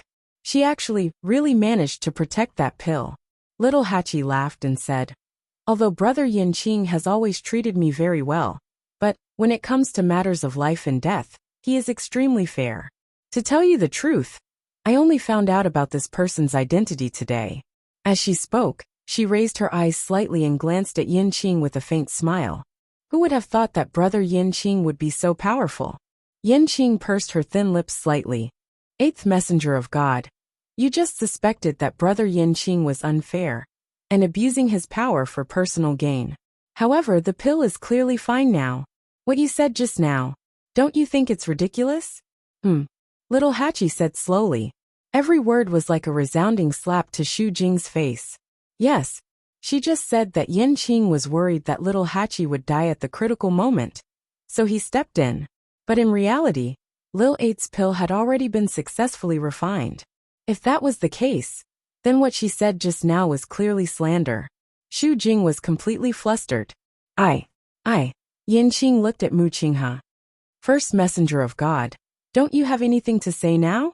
Hearing this, everyone looked at Mu Qinghe. Finally he said, it's my fault. I'm willing to let the divine general of the left deal with her. Everyone was in an uproar. That was an admission. The eighth messenger of God, Xu Jing, had indeed deliberately tampered with the pill during the critical moment just now. She wanted to take the opportunity to kill little Hachi. As a messenger of God, she could not be forgiven for doing such a thing. The last trace of blood on Xu Jing's face faded in an instant. Her legs gave way, and she almost fell to the ground. First messenger of God, Mu Qinghe's expression did not change. She was completely indifferent. Xu Jing felt like her heart was on fire. She was about to step forward and beg for mercy, when she suddenly heard the sound of something breaking through the air. Whoosh! Xu Jing felt all the hair on her body stand on end. A chill rose from the bottom of her feet, and instantly surrounded her. She could not break free. The sharp and cold sword aura covered the sky and covered the earth. She looked up in panic, and saw that Yin Qing's sword was already heading straight for her. There was no way to avoid it. No! She had just spat out a word when she suddenly felt a chill coming from her lower abdomen. A strong wind blew past her body, and the chill penetrated her bones. Crack! She heard the sound of something breaking. She slowly lowered her head. A bloody wound was clearly visible on her lower abdomen. Warm and sweet blood kept flowing out and dyed her skin red. Then, an intense pain spread from the wound to the rest of her body. Her body trembled, and she suddenly knelt on the ground. Thump! Her knees hit the ground heavily, making a muffled sound. Blood slowly flowed out from the corner of her mouth. Xu Jing's body stiffened as a huge wave of panic welled up in her. Her pill of essence was broken. She slowly raised her head and looked at Yin Qing. He was suspended in midair, high and mighty. Suddenly, he frowned and walked toward her. There seemed to be a deeply hidden worry in his eyes. Xu Jing's eyebrows twitched. Yen! A gust of wind blew past. He had already passed by her side. Her expression froze. Then, she suddenly realized something and turned around to look. Little Hachi was out of energy. She loosened her grip on the medicine cauldron, and her body slid down. A strong arm wrapped around her waist and scooped her up.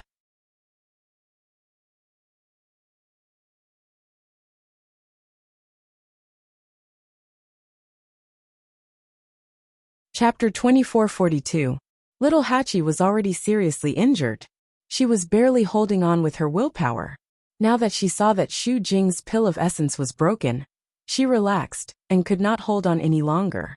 Everything went black and she fell down. However, before she could fall to the ground, she felt a tight grip around her waist and was picked up by someone. She forced herself to open her eyes and saw a familiar cold face. She frowned and started to push him away. Let go of me. She did not pay attention to him earlier, but now she came back to her senses. Yin Qing, divine general of the left. No wonder he was called Yin Qing. No wonder Xu Jing had such a big reaction when he heard how she addressed him. No wonder he always stayed in that small courtyard and did not go out often. No wonder there were too many.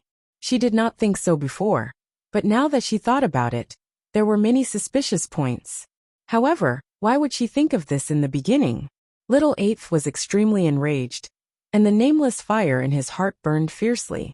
Let go. She pushed Yin Qing hard with both hands. Unfortunately, this little bit of strength was not enough for Yin Qing. Apart from touching a sturdy chest, there was nothing else. Stop it. Yin Qing frowned and carried her out of the competition area. Little Hachi was furious. Stop it. He actually said that she was making a fuss. Please, can you figure out who was the one who lied first and did something wrong? She gasped and raised her voice. Men and women should not touch each other.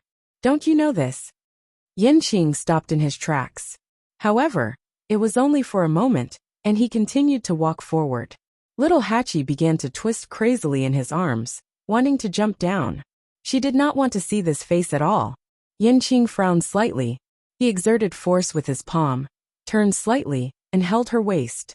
Suddenly his whole body stiffened. Little Hachi was wearing a short top and a long pleated skirt. Usually, when she stood, the string of broken jade tassels on the hem of her short jacket barely covered her slender and fair waist. Now that she was being held in Yanqing's arms, her slender waist was exposed whenever she moved. Yanqing's hand just happened to press on that warm and soft spot. Under his palm, there were a few broken jade beads, a few tassels wrapped around his fingers, and an incredible softness and smoothness. That warmth seemed to spread from the center of his palm. His ears were suddenly dyed with a faint red. For a moment, he didn't know if he should continue or. However, at this moment, little Hachi's body suddenly curled up and let out a low groan. His voice sounded like he was in great pain. Yanqing frowned and looked down. Only then did she see that there was a large bruise on her originally white and eye-catching waist. There were even traces of blood on it. It was truly a ghastly sight. Yanqing almost immediately understood that this injury was caused by her bumping into the medicine cauldron just now. And that time, he had pressed right on her wound. He immediately changed the position of his hand. Little Hachi's aggrieved voice was heard. "Yanqing, you're hurting me." Although she was angry, because of her grievance, her voice became extraordinarily soft, and there was a faint hoarseness in her voice. Yanqing's body stiffened. After a moment he said in a low voice, "I won't." His voice was very low, and not many people heard it. But little Hachi heard it. Xu Jing also heard it. Her temples were throbbing, and her heart felt like it was being squeezed by something. Even the pierced wound on her lower abdomen became numb to the pain. "I won't." When had the aloof and cold-hearted divine general of the left ever whispered to anyone in such a soft voice? She swallowed a mouthful of blood, and her hands that supported her body gradually tightened, making ear-piercing sounds on the ground. The rough and sharp pain couldn't be reduced in the slightest. She stared at the two of them. Little Hachi didn't seem to appreciate it. She just turned her head, and the corners of her eyes were red.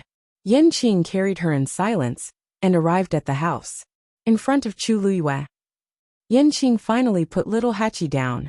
As soon as little Hachi's feet touched the ground, she immediately pounced on Chu Luiyue. "Master." Chu Luiyue supported her and checked her pulse. She frowned slightly.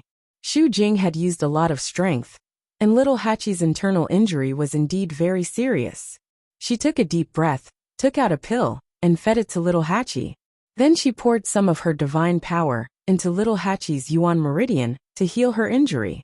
After a long while little Hachi's face finally regained some color. But her body was stained with blood, her eyes were red, and there was a large bruise on her waist. She looked really pitiful.